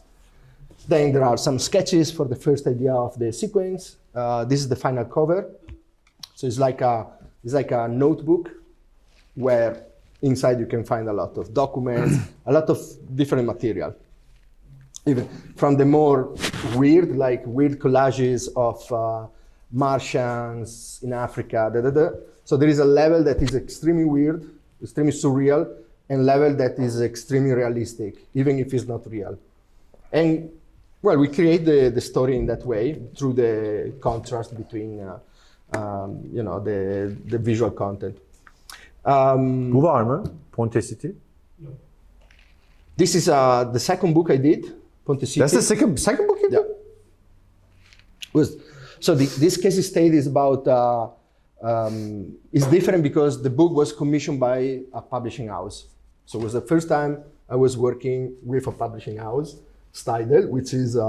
Wait, Gerard commissioned you, Gerard not the Steidel. artist. The artist called me, the two artists, because Yeah.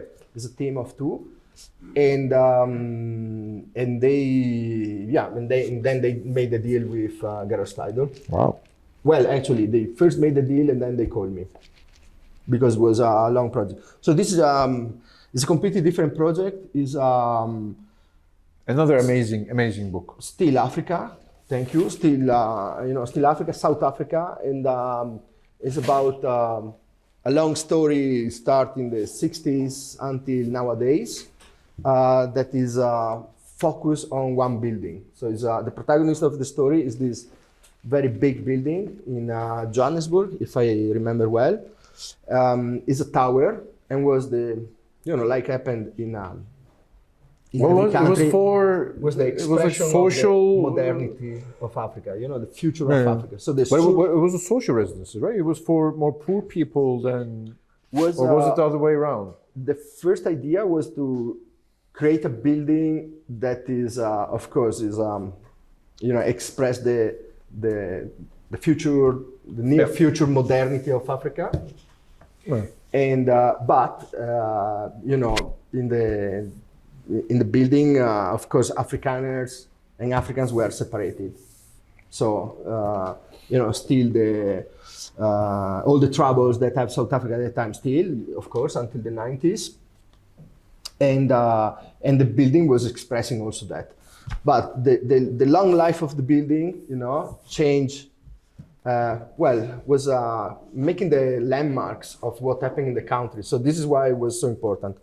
For example, the modernist project at some point failed, and the building became a squat, occupy. Was at some point was just a center of dealing drugs and violence, and then at some point was both by a big company that wanted to recreate this building in a new, again, in a new modern way, and they for rich people. So it's an expression of what happened for 50 years in that part of the world. And it happens everywhere. So it's a huge project. The two artists being, I think, 4 or 5 years. Not every day, but they being a lot of time to the place, and they collect a lot of materials. Apart from making the pictures, from outside the building, they being inside the building, and they made the pictures of every window, every elevator, door, every television they found in the building was partly occupied by people living there. And the other parts that were empty, they found a lot of material, family archive photos, magazines of the 70s. So when I started the project with the two artists, the first big thing to do was to see the whole material, understanding the story, which is so complex. And pass through thousands of pictures, content, archive material, and all that stuff. So basically, at the end of the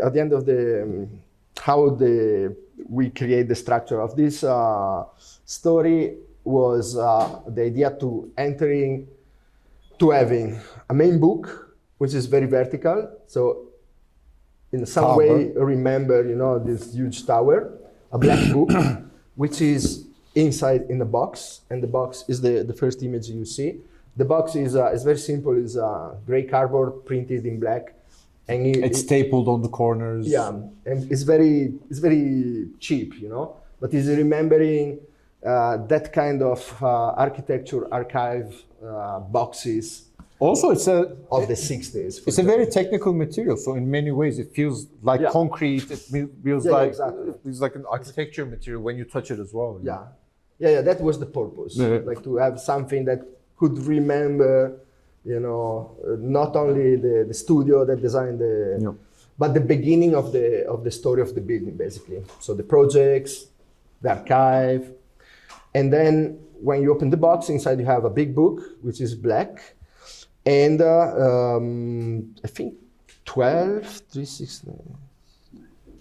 17, sorry, booklets, smaller booklets that you can see in the second row. So these booklets, of course, having one thing I forgot. We work with 7 different writers from South Africa. Everyone came in from a different kind of writing, you know, from a journalist to a novelist, and they've been asked to create There was an architect. 7 essays. There was an architect as well. Yeah, with someone more, you know, with architecture experience. And so they create 7 different essays with 400 pages only of text.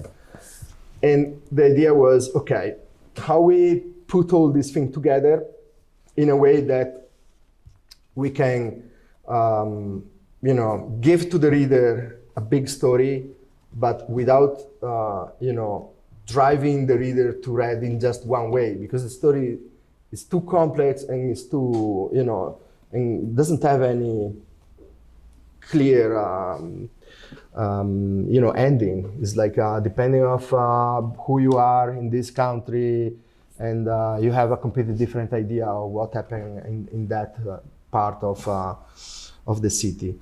Have you ever feel like visiting the places that the stories pass because you're like listening to the stories and seeing the photos? And have you ever feel like I should go and visit this place and see that by my No, eyes? no, good question. No, but also this place is very famous. Like, was 2 movies on this place. Oh, really? One movie was a really pop movie about a gang of drug dealers. So there is a lot of. The South African movie. I think, yeah, not sure, but there were 2. One surely, and one was more pop. Of course, a lot of people investigate on that, and no, I never been there, and I wanted to go there, but I mean, and then at some point I felt, because also when we finished the book was a workshop with the people still living there, with them. And made by the 2 artists. And one of the artists, the 2 artists are Michael Suboski, he's from South Africa, and Patrick Waterhouse, who was working with me in colors, is British.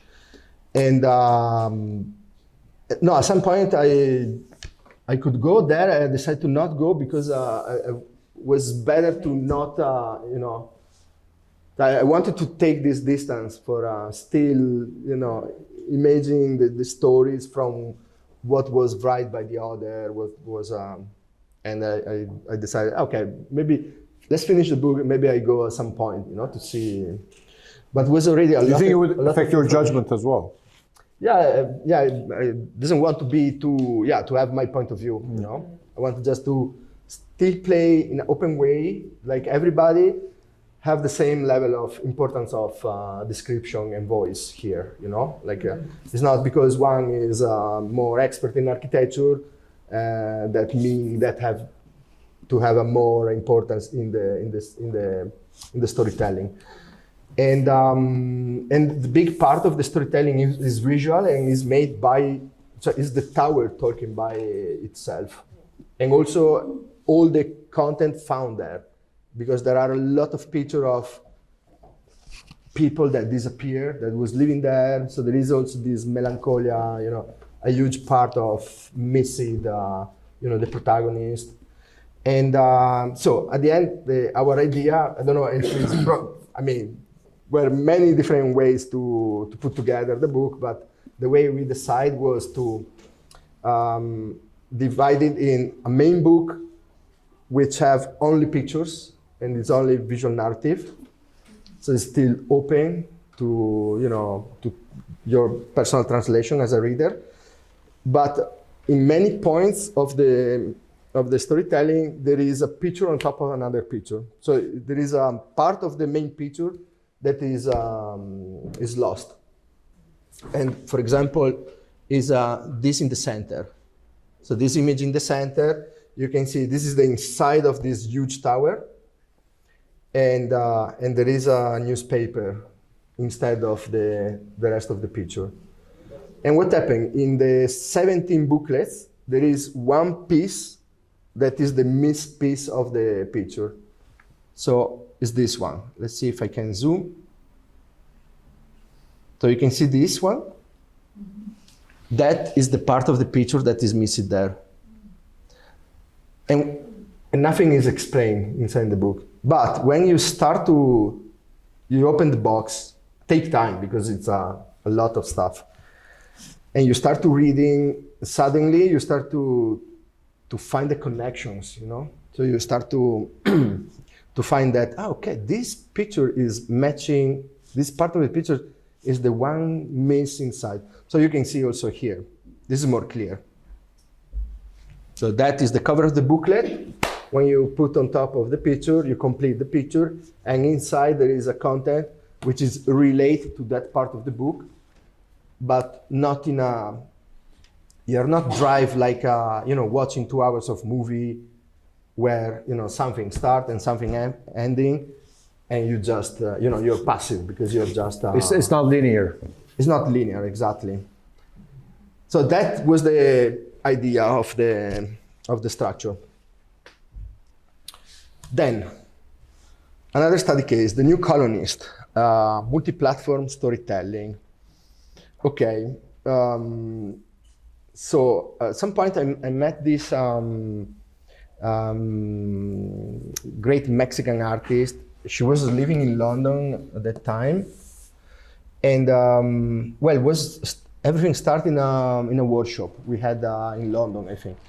And she showed to me a project where, if you remember, maybe 5 or 6 years ago, was a program, a competition to, you know, to found the new astronauts that have to go, you know, that can get a free training to then go to Mars and become the new colonist, human colonist of Mars.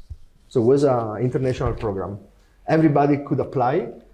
And at the end, I don't know, it was maybe 1 year of selection. At the end, they choose a small number of people and they start to train. Is that when the Lebanese astronaut was picked? I don't remember. Lebanese. The guy with the beard. I don't know. I don't remember the number of people select, but it was a big selection. It was a big competition, international competition to become the next colonist, human colonist in Mars. And then, okay, this story seems very weird, but was real, and was real the program, and the people started training in the space agencies. Was one training camp in Poland, I think, when we were talking about this. So the photographer, she being, of course, taking reportage pictures about, you know, this program and the training of the new astronauts, and that was the project. And at some point, she found. So when we met, that was the project. And was already crazy and a bit surreal because, of course, they were training, but was no any technology possible to get in Mars at that time. Still now, but Still, and especially was no technology for surviving there, and neither for come back from there. So it was a completely suicide mission, basically. But a lot of people, you know, apply to that and start to train. So at the same time, this was already good for a story. But at the same time, she found a place in Pennsylvania, in the United States, called Mars. And she been there to take picture of this small town in Pennsylvania. And of course, it's a classic small town in the middle of the United States with the classic things that you can see in the American movies. Like there is the American football, the majorette, the classic American life. Do you remember what city? Mars. No. It's called, she found. Mars, Philadelphia. Yes. Mars in Pennsylvania. So the town is called Mars. So the local team of football, American football, have it's called Mars, of course. Then there is Mars Pizzeria, Mars. Everything is of Mars, course. Also, even at the entrance of the town is the big sign Mars. Welcome to Mars. You don't have any experience about, like, we wanted to do this classic packaging that the astronauts having when they are in the space for eating the food, but of course we wanted also this debossing. Yep.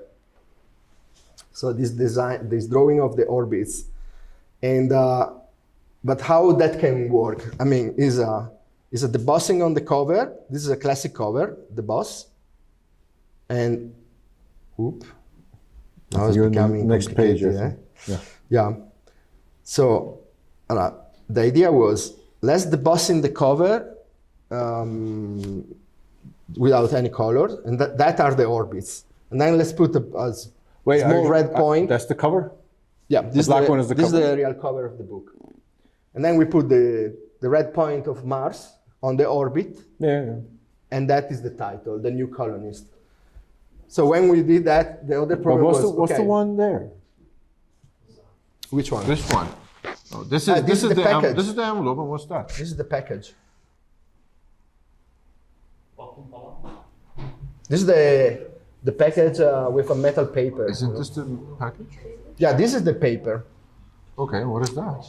It's the same. Yeah. Okay, this is the paper when you wrap on, wrap off the book. It's the paper you use. And these have to be made under vacuum. So you have to drop all the air inside. Because it's not debossing. No, it's like the food, it's getting the texture of the debossing on the cover. We wanted to do exactly like. Okay, so when you get rid of the vacuum, it disappears. Yeah. Very smart. What do you think? Very smart, amazing. Okay, but but it was very complicated, of course, because it was very complicated. But at the end we made it, and then of course the sticker is the sticker like these labels for food. Say, okay, this is the book, and it's about and you open the packaging. You add some water in the book, and exactly. You shake it a little. And when you find the red symbol, put your device on top of the book because there is content. This is the book with augmented reality. Okay, so that is the thing. The ones on the left are my. Do you remember when you designed this? My bad sketches. Huh? Do you remember when you designed this book? 2015, maybe, or 17. I don't know. I lost the track with the pandemic. I will check. Okay, so basically, here you can see. Okay, this page on the bottom, this spread, is how works the book. So the whole narrative is only the photo of Mars, Pennsylvania. So you open the book, and you see only Mars, Pennsylvania. At some point, there are these red inserts, which having this, satellite image printed on top of the red, which seems like, is the idea of Mars, the red planet. But all these satellite images are not Mars. In reality, are desertic places of the Earth, like Russia, Iran, I don't know. I spent the night to find. You got some desert. You got a piece of rock. Yeah, looks like desert. Mars. I wanted to have the Earth, because okay. So it's the projection of, the humans. And what happened? When you open one of these inserts, there is the icon. So you can see here on top. There is a picture of the training, and there is a small icon. And if you put your device on top, what happened? The picture start to explode and start to create an animation with music. And, one of the animations is, are all the spaceships that are, creating for this trip in, floating in the space. Another animation is an interview. This one on the bottom is an interview to a real scientific who explain in a scientific way, how long take the trip, what's the dangers to the trip, And yeah, the sequence you see on the left is what we asked to, a studio in London who did the animations. What we asked to, so it's the final sequence. So it's what they create from the picture. So the first picture is the sign of entering in Mars. It's a real picture, and then the picture explodes. It's transforming in a white cloud of points, and then it's becoming a planet. And this is the direct experience. So I was working until weeks ago or months ago, and then the app is not working anymore. Oh, really? So yeah, in fact, the book is not working anymore. So the idea was, of course, like you asked before, not to. See, that's why we have books. Digital. They always work. And I love to experimenting in these things, like to play with different devices together, different platforms, and see what's going on. Also, it was a phase back then. I have probably 5-6 books that has augmented reality. Is not something really new. It's something. Yeah. And also I have it's like the AI now. I have a develop. At the beginning you have to put a QR code for make it working, and I remember we did a issue of colors with that, but was really present these things. And then in this book was already at the last stage of develop, so doesn't need any barcode, but we put just the icon graphically on top of the picture, just for say to the reader, look, put here the device. And it was very tiny. In fact, the thing was working without any icon. So just then another study case, Libyan sugar. This is about what I call ghost design. Ghost design is like sometimes you can tell me. Sometimes one of the difficult parts of the collaboration is, of course, about ego, and which is normal. I mean, it's a fact of the life, and so to try to avoid that, I think. When I start to see that there are problems, first because I had that problem. I was, I need to put myself in the projects or feel visible. And then, thanks God, I fixed that.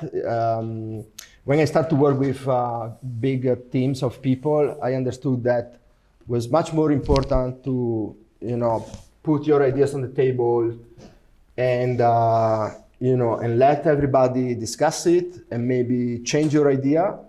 Because at the end of the day, it was always better. Open to change, yeah. Always be open to change. So, and then I start to understand that working alone is not the most creative thing you can do, and sharing the ideas with the others, even if it's painful at the beginning, because you can see someone just destroy your idea, and maybe finding something much better from something you had, completely hide in your proposal. So after that experience, I start to, find solutions to avoid this thing in the creative teams, and the most important one is like when you work on a book is to be focused on the story. It's not about, of course, the author have a big, big decision on the book. But the most important final choice is the story, how the story could tell itself in the best way. It's more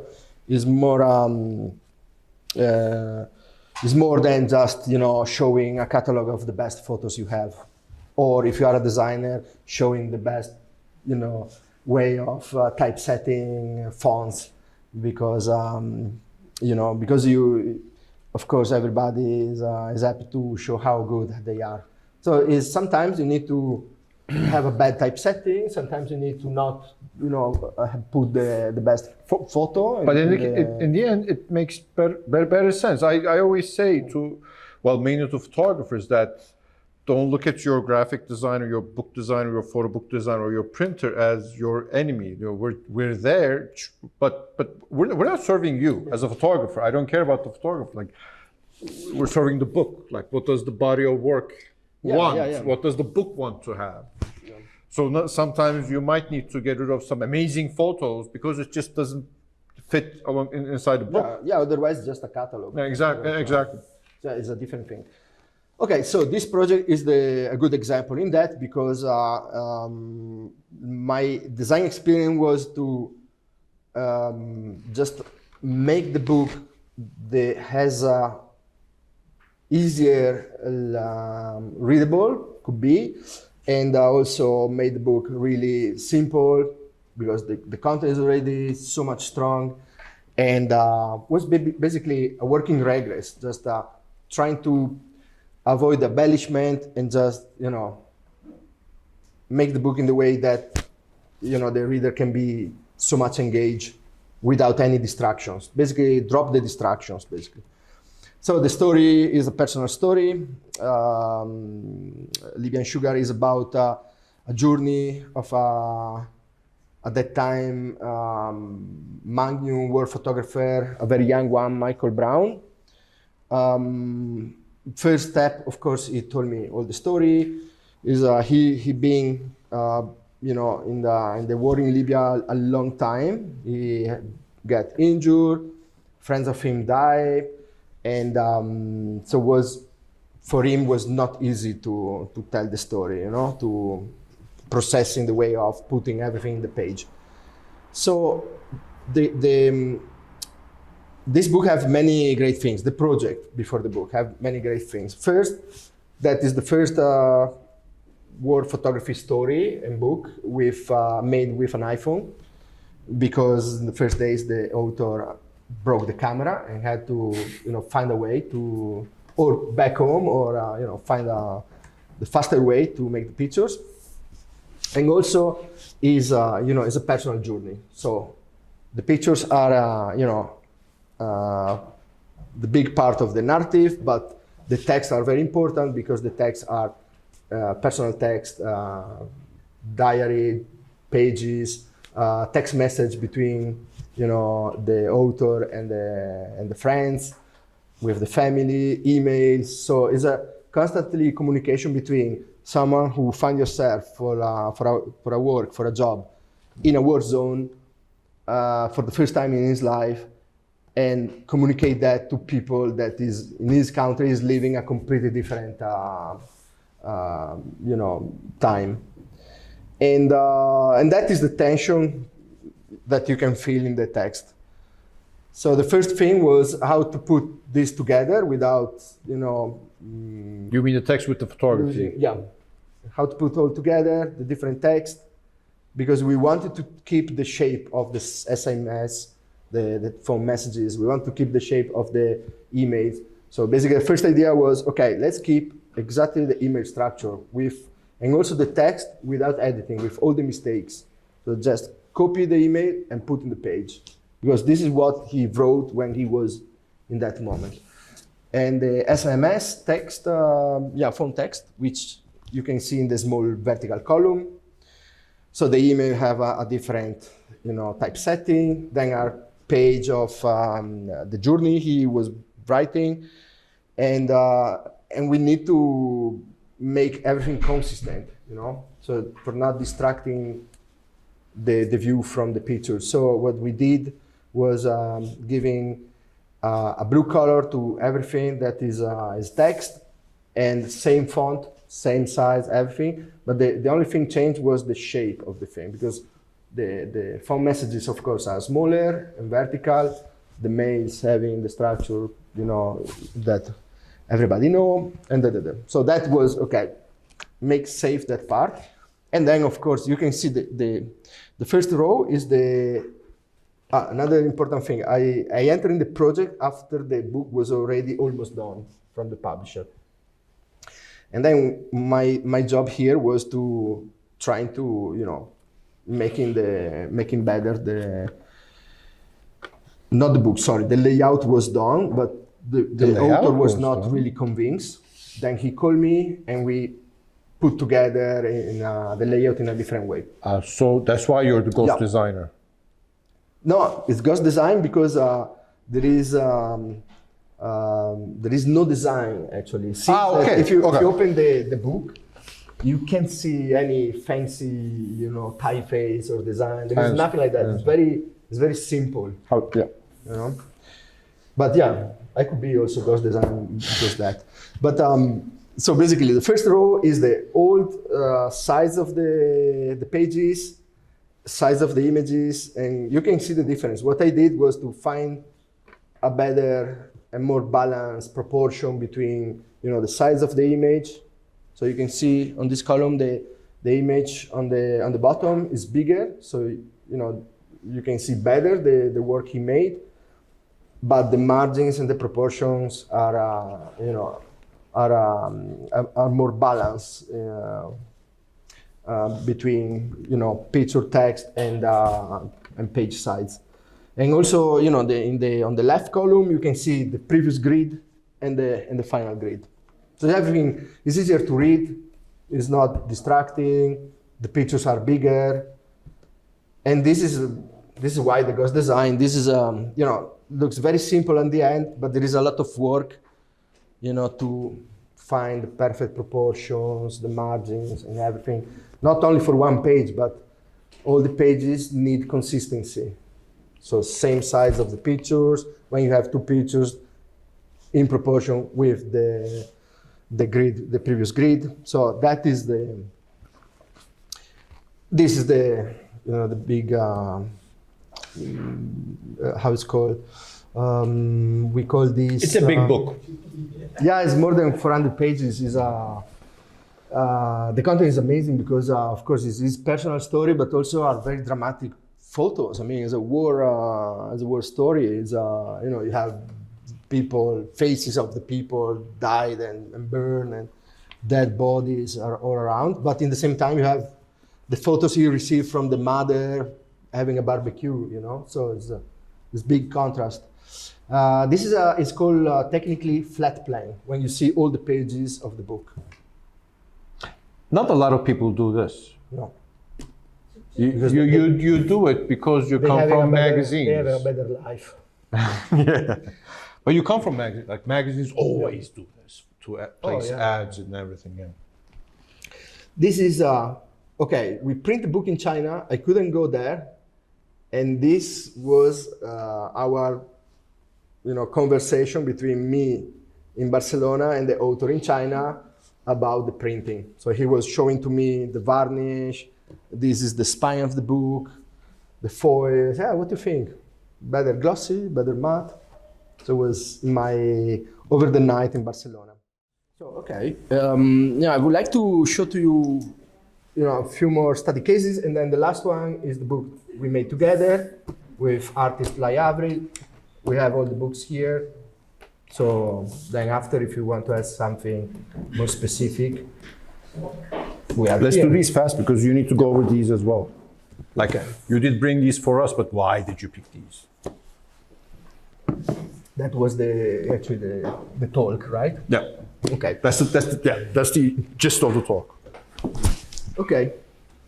So should we start? Yeah. Okay. So on abortion is a book that starts from an exhibition. So it's a special case, and author Lai Avril, an artist who was working years ago also in Colors magazine, so was part of the team. And my creative process started with her because we were in Colors magazine. Then Afro-Analysis is a book we did together with Christina Middle, and then I started to do her book. So she was an important part of my experience, you know, in the creative process. So 2016, if I remember well, she being asked to share this beautiful project on abortion. Is artistic, investigative kind of project. So that means need a lot of information, a lot of investigation, a lot of travels to put together all the content. And she had a very short time because she being asked by the Festival of Art to do this big exhibition. And I think she had 6 months to put together all the project. We worked together, I collaborate with her to create the exhibition, and then after that, we made the book. So it's a special case, you know, it's not always happen in this way. But it was very inspiring because even when you work in an exhibition, the three-dimensional space, you know, need, you know, a structure to, you know, to read the story, need work to structuring all the content. It's different because it's in the three-dimensional space where the reader is working inside. So there are some differences, but there are most things in common to the book than the differences. These are the 4 pictures of the final exhibition in art. This one is the first dummy we did. So we start with making a dummy in 1/20 scale. So it was 20 times smaller than the reality. And inside in this space, we start to play with the content. This is the empty dummy before we start to apply the content inside. This is the book, and is one of the images she created. Of course, there are many kind of different, you know, aesthetics inside and visual registers, like from archive images, portraits, images created for purpose for the project, a lot of text. So you can see how complex was, you know, the content was. The complexity of this project was to put together the content first in a way to create an essay on an important topic, such as the abortion, and then also get consistent all the content, visual content you show. So finding, you know, the bridge between one story and the following story and the next story. So that was the most complex work to do. This is another book. It's called The Brightest Light Runs Too Fast. So years ago, I've been asked by Pierre Bessard, a French publisher, to make a book on the work of Renang. Renang was at the time a young Chinese photographer, very talented. And that was probably his first book, right? It was not the first one, but was one of the first books. Yeah. Probably the first in Europe, probably. Yeah. I don't remember well. But so this study case, I put this on the presentation because it's about creating a concept. Because the publisher called me and asked, you know, I would love to do a book with Renang. Then he put us in contact, but was not a real concept, you know, underneath that. Was just the will to do something together with Renang, and that, you know, that drives the way how we create the book, because I have to. I was forced to understand who was the author, start to write to him emails and asking more about his life, more about the way how he worked as an artist, and through that, exchange of emails we had in a very bad English, both sides. So it was like basically, so if we printing the emails we did from both sides was a very primitive English. So it was, but that was cool in a way because it was about the misunderstood. So probably half of the things we wrote each other was a big misunderstanding. But apart that, the important thing I discovered from him is that he considered himself a poet first, and then a visual poet. So he never considered himself a photographer. He was using the photography media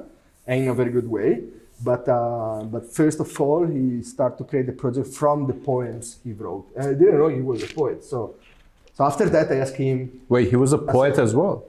He was first a poet. He wrote all this stuff? Yeah, the book starts with a poem made by him. Did you make any other books before he died? No. And so basically the book concept starts from one of the poems he sent to me. The poems were very intimate, like, he had a lot of trouble in this country, not only because, the images he was making, but also, for his way of living. And that was reflecting so much in the poems. And I found one of the poems I asked him to send me was the title of the book, The Brightest Lights Runs Too Fast, which sadly, is the story of his life, because I think 1 year after the book was published, he suicided in Berlin, if I remember well. And then, his story ended in that way. After a while, I back to read again the poems, and this poem was really, really meaningful, for what he was living at that time. So, but anyway, at that time we didn't know many of these things, so I started to create the book from this poem, and I started to find a way to express the words in some way. So the book is opening with an end paper, which is printed in white, the poem, which I've printed the poem in white. And then there is an hole that from outside is just showing just a pink color. When you turn the page, you have the body and you discover, this interaction between the light, between the intimacy, and this is what happened. So that was the general idea. This because he also, was a political statement, because he had a lot of troubles with the censorship in his country. So this is why, where these ideas are coming. But also it's not only a censorship, because it's a pinhole, but it's also about the brightest light, this ray of light, which is the title. Oculus, that you see. Yeah, there are many things. And but the good idea we had for the cover is that, reflecting on the censorship, is that the cover is completely black, apart the title. If you put the cover under the sun or under 30-35 degrees of temperature, or if you touch heat-sensitive ink. Yeah, if you touch with your hands the cover, if you go like it's this, showing the picture. So this was about the censorship. He been in prison because the naked picture he made, the picture of naked people, and so that was the idea. And this is the back of the cover in Chinese. So this is the hand, and you can discover his art. These are pictures of the book. So the fun story behind all of this was that in art, because it was so hot, this cover was not working, because everybody's seeing everything. Could understand the concept, because it was just an image, It was too hot. When was the It's 40 fucking degrees. was the man. launch of the book signing? Yeah. Yeah. Okay, In the but evening, anyway. it's like 39, 40 degrees. Okay, so this is the editing, beautiful pictures, and there are fold out. So the whole interior is working this way of hiding and release, images, so creating a bit of tension between, what you hide, what you decide to hide, what you decide to show. Well, this is another project, but maybe we can skip it. So, but it's a project I made with in Mexico with Joan Foncuberta, and he basically was working on archive images that getting rotten, and and that was the concept of the project was how fragile is the memory. So where images he found in Mexico in very old archives, important images because are about the revolution, about the way of life in the first years of the Mexican Republic, and all this material is full of mushrooms and are basically destroyed. So what was great, apart the concept, the fragility of our memory, the great thing is that all these elements that interact with the pictures create amazing abstract, images on top of the historical images. So that was the idea, and so that was the first concept. And then the idea of the book was to dividing in 8 or 9 levels that were for the, if I remember well, for the indigenous cults, were the level to down in the hell, and we edit all the book in that way. So there is a text introducing every level, and we edit following the idea of the level. We edit the book. So these are a bit of sketches, then tests. These all produced in Mexico. That was one experience I did for 3 years, where I create with La Hydra, which is an art center, a private art center there. I create independent small publishing house, and the concept of that collective project was to create and producing, printing, binding in Mexico. So instead of, following this kind of European cultural colonization of, that was something I felt in the first years when I was teaching in Mexico, design and making books. And I met a lot of great artists from Latin America, especially from Mexico, and especially from Chiapas. And the thing that was shocking me is that they were so too much conscious about, the thing of in Mexico was not possible to create art books or photo books. And everybody, the maximum inspiration for everybody was publishing with a European publisher. And then, when I found so much creativity, I say, guys, you have the 99% of what you need for making great art books. You don't need the rest. The rest, Logistics. We can create the rest. It's just, we have the printers, maybe are not good, or we have the paper, maybe it's not good, but we can find a way to make it better.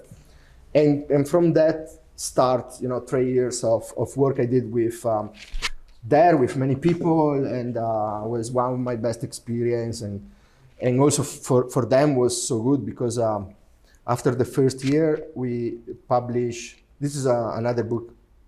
That You should actually talk about this. It's a very interesting. In Mexico, was it the La Hydra.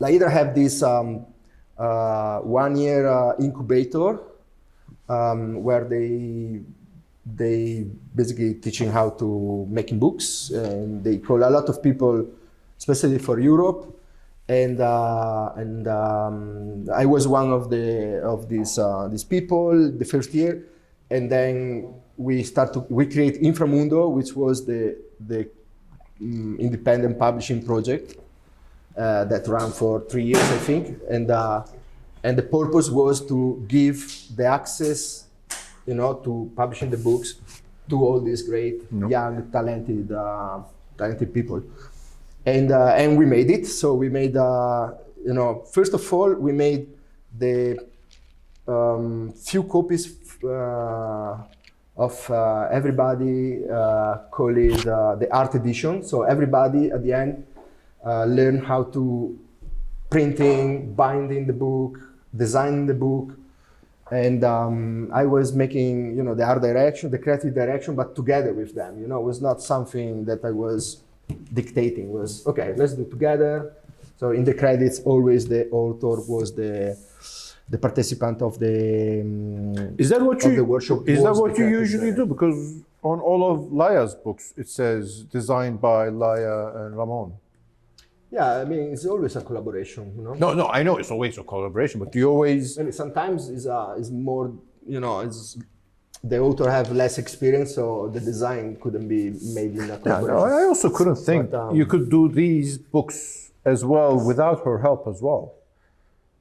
Some books kind of need that, Because what we said before, probably the ideas are not getting so good, Because when you share the idea, it's much better. But the project is pretty complicated as well. You have these tools, you have the death certificates, you have the stories. So it's so complex that I think the author also would help. Yeah. Well, depend of the in this case. Exactly. Laya, she knows so much about design, so it's very easy to work with her because she was working in color, so she knows so much about editing, about how the designers works. Other projects is more complicated, but I always try to. That's a good point. Involve in the creative decisions, and it's never like, okay, I decide to do this, or it's never like, okay, send me content, I back to you in 3 months, 2 options, this or this. It's never like that. Yeah. It's like, I need to know the story. We're working together basically, and so these is a part of the books we create there. So are all, very experimental. So we had a lot of fun. And all the materials we found were, were very, I can say, very different. Because one of the problems they told me in Mexico at the beginning was, okay, this is impossible to do because we have just 2-3 papers. And so we start to search papers first in the world, Mexico City. And then we start also to experiment to printing on, papers that, for example, in Europe is impossible to have, like recycled paper used for envelope the meat or for the tacos, very thin, transparent, great paper that they're using for packaging the tacos. And so it was so cheap. And that gives you a lot of inspiration. Amazing content, Having the lack of easy reach materials gives you so much inspiration. And then you make this book in Europe. Yeah. But you still go, of this, you learn of this kind of material that has a different function, and then you incorporate it in the book. And you use the similar, we talked, I remember us talking about this actually. You remember? Yeah. You use the same material in Afronauts. Yeah. But the crazy thing is that in Europe is more difficult to find this material. Yeah, exactly. Because in Mexico, this was a functional thing. Yeah.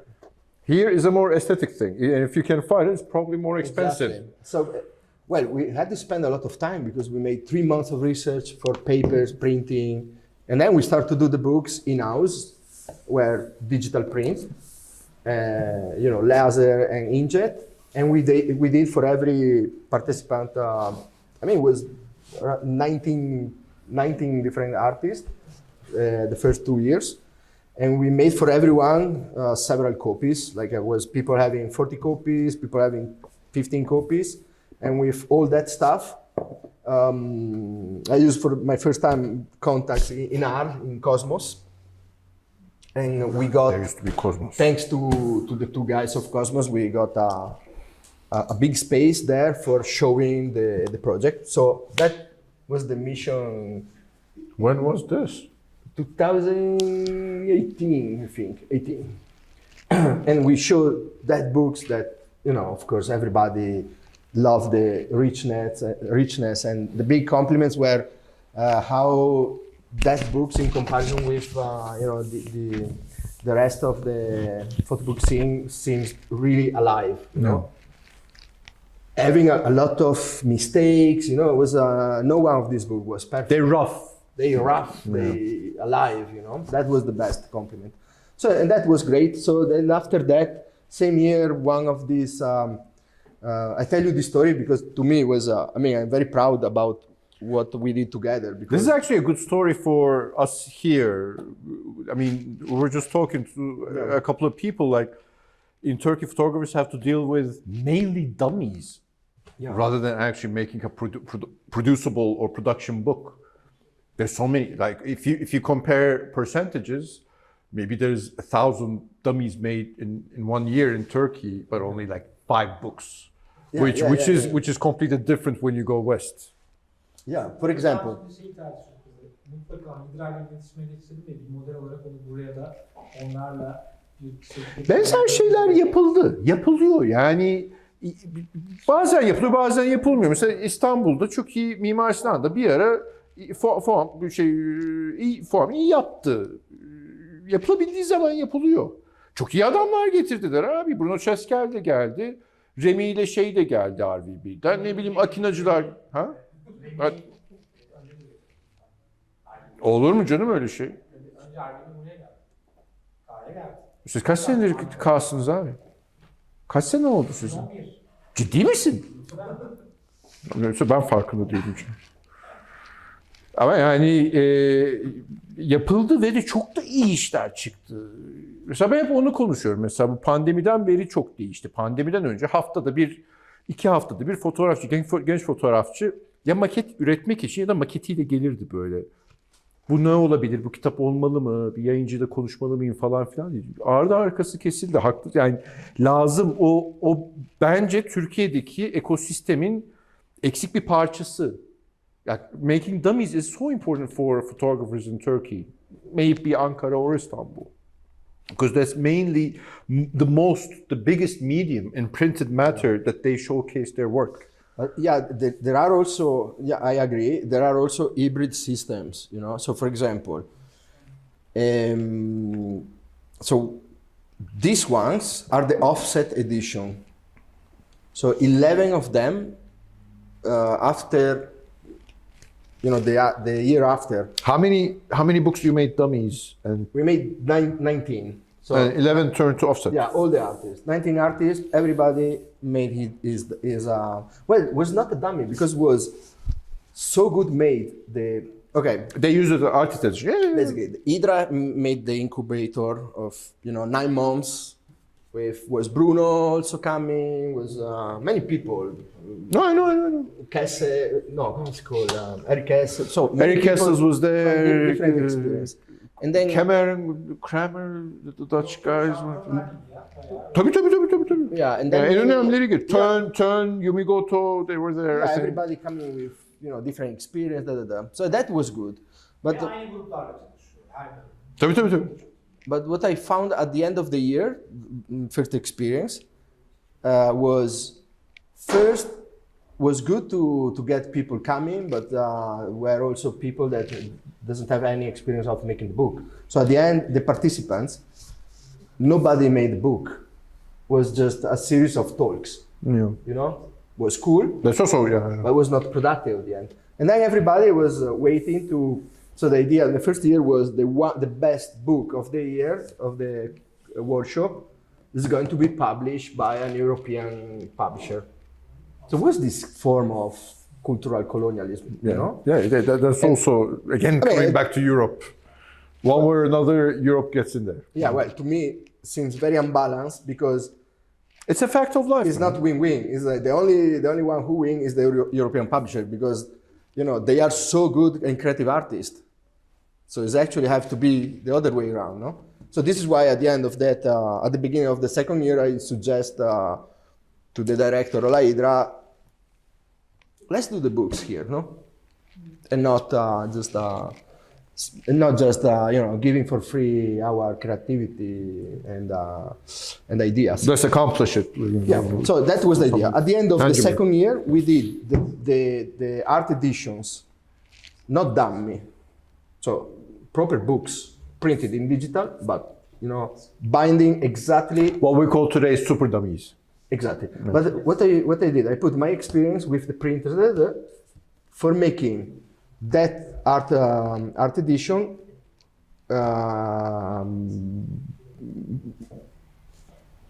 very similar to the same of the offset industrial production.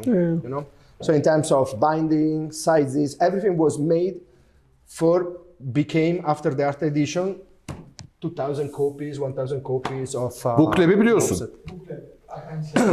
So we work. So the change of mindset was we working from the beginning. How?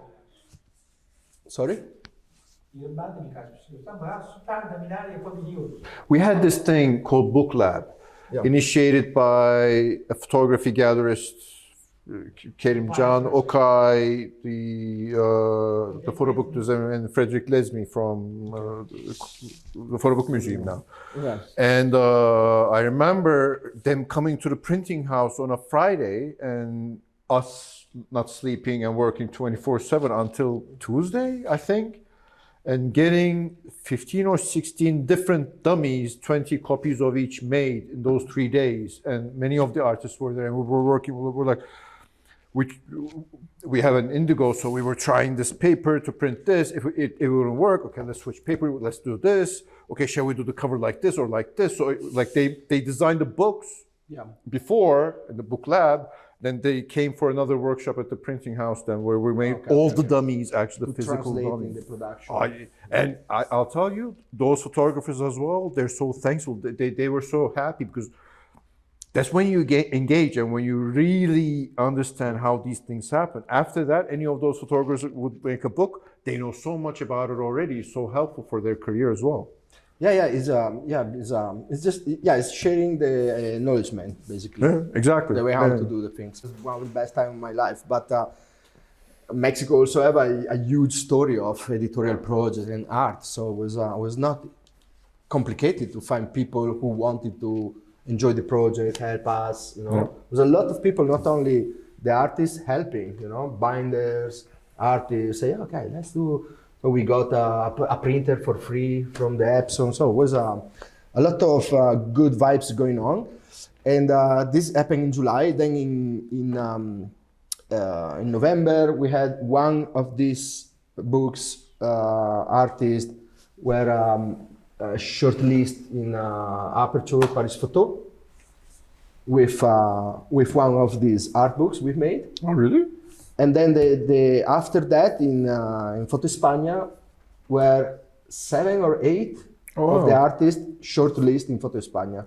So we start from nothing 9 months before, and we gave the opportunity to all these artists. That's an amazing kickstart for any photographer's career. You get shortlisted in Paris Photo. That's amazing already, and then you go to Foto España or any other venue and. Yeah, in this show, that was, I was so proud because, that show, if you want to do something, you can do it in whatever country. No, exactly. You don't have to follow the best paper, the best publisher. Exactly, yeah. Just put yourself on that and you're doing.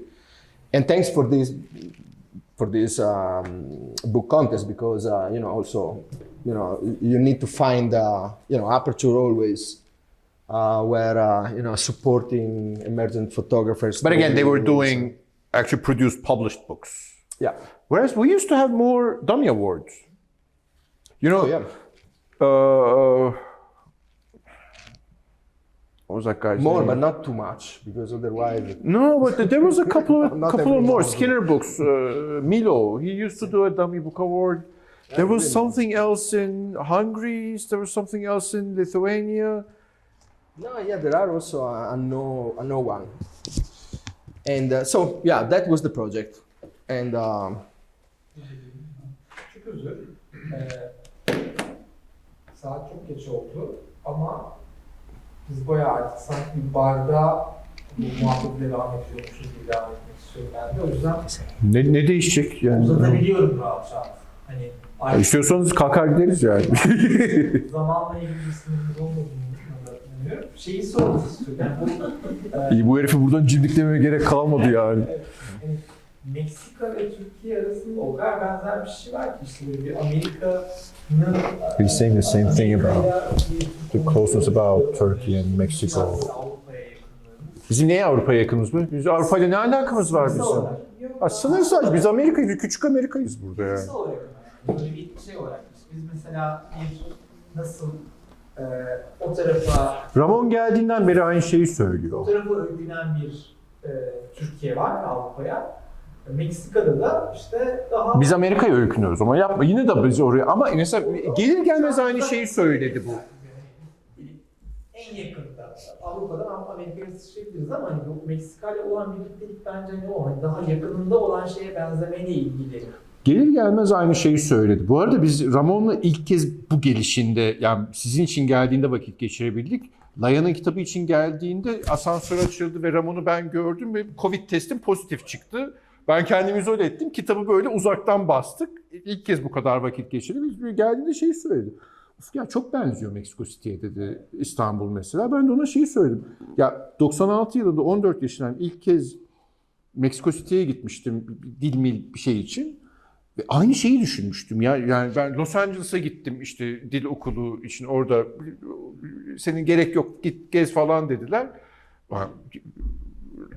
Long Beach, işte Los Angeles, San Francisco geziyorum. Sonra oradan Meksiko City'ye gittim. Bu ne ya? Aynı ya. Aynı duygu, aynı ruh. Yani yamuk yumuk kaldırımlar. Kenara düşmüş bir tane harfi yanmayan tabela. Ya aynı duygu gerçekten çok benziyor ve insan duygusu da çok benziyor. Mesela sokak yemeği sordu mesela çok basitti bir tane burrito yedim dedim ve acılı adam bana sordu sen gringosun dedi. Yani o Meksika, Latin Amerikalılar, beyaz Amerikalılar için dediği gringo lafını kullandı. Sen gringosun dedi acılı yap ben severim dedim. Ben gringo değilim ben acılı yerim dedim. Yedim bayağı acıydı herif baktı sana bir tane de dondurma yedi herif mesela. Bak onu bir Türk yapar sana. Yani arkasını düşünür abi sen yapma vücuduna böyle şey bir tane de dondurma ye bunun devamı da var diye. Çok benziyor gerçekten yani. Endüstriyle olan ilişkisi de kötü. Tabii, evet. Hiçbir şekilde üretimin ülke içinde olmadığı, tamamen dışarıdan işte kağıdın atmak. It's again the similarities between Mexico City, Mexico and here, where he's seeing it from, for example, we produce stuff where we buy, all the materials, raw materials everywhere from other more civilized, more richer places, and then we try to make something of our own here. So it works. I always tell we have immense amount of potential. Oh, yeah. Well, between Istanbul and Ankara, maybe Izmir, with photographers that if you pump money here, there will be amazing photographers coming out of here. No. And same thing is there as well. So when you get this dummy thing going, amazing things get produced here. Yeah. That was Çok özür diliyorum. Böyle çok yetenekli insanlar var ama böyle herkes bir yandan çok hızlı bir şekilde bir altın diş takmaya çalışıyor kendine. Evet. Öyle bir şeyimiz de var, halimiz de var.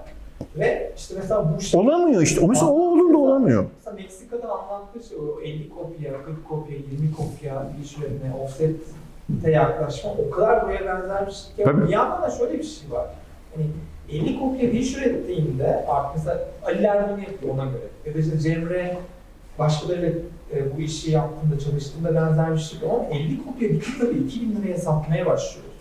2000 liraya fotoğraf kitabı satınca yani bu aşağı yukarı hani 80 euro, 90 euro gibi bir çıtaya taşıyor fotoğraf kitabı. Yani yurt dışında 80 euro alabilecek kitaplarla burada ileri amatör birinin ürettiği kitabı o fiyatlara almaya kalkıştığında da bir tür böyle bir çarpılma Ya bu çok doğru değil. O bence öğretilen işin özelliğiyle ilgili. Alexander Rosenkranz diye bir Bir arkadaşım fotoğrafçı var mesela. Bugüne kadar benim bildiğim 2 kitap yaptı.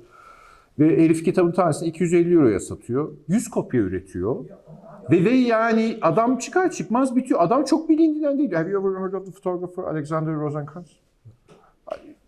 Gerçekten tanınan bir adam değil. Şöyle bir şey anlattım.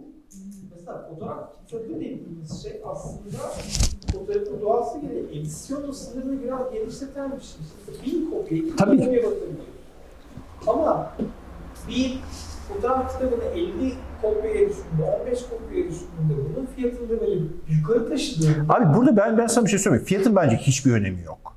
Sen iyi bir şey ürettiğinde ve onu doğru çerçeve içerisinde yaptın. Ben çok örneğini gördüm. Yani benim matbaamdan çıkan kitap var. Tanesi 250 euroya satıldı. Pardon 350 euroya satıldı. 200 kopya basıldı ve yani matbaadan çıkmadan tükenmişti. You know Thomas Suvan, he had this book Xi'an. Ya işte bu mesela daha tali bir yol ama bizde bu tali yol ana yola dönüşüyor. Yani Senin derdin başka bir şey. Senin derdin senin gelirin 500 euroyken ayda 100 euroya nasıl kitap alacağım? Özür dilerim. 25 euroya nasıl kitap alacağım derdin var senin burada. Yani bu da Doğu'nun işte Latin'in de ortak derdi aslında. üretim başka türlü nasıl yetişecek yani burada? Yani hani Ya yapamazsın. Ve senin ülkenle ilgili, ülkenin ekonomisiyle ilgili. yayıncı yok burada. Doğru. Niye yok?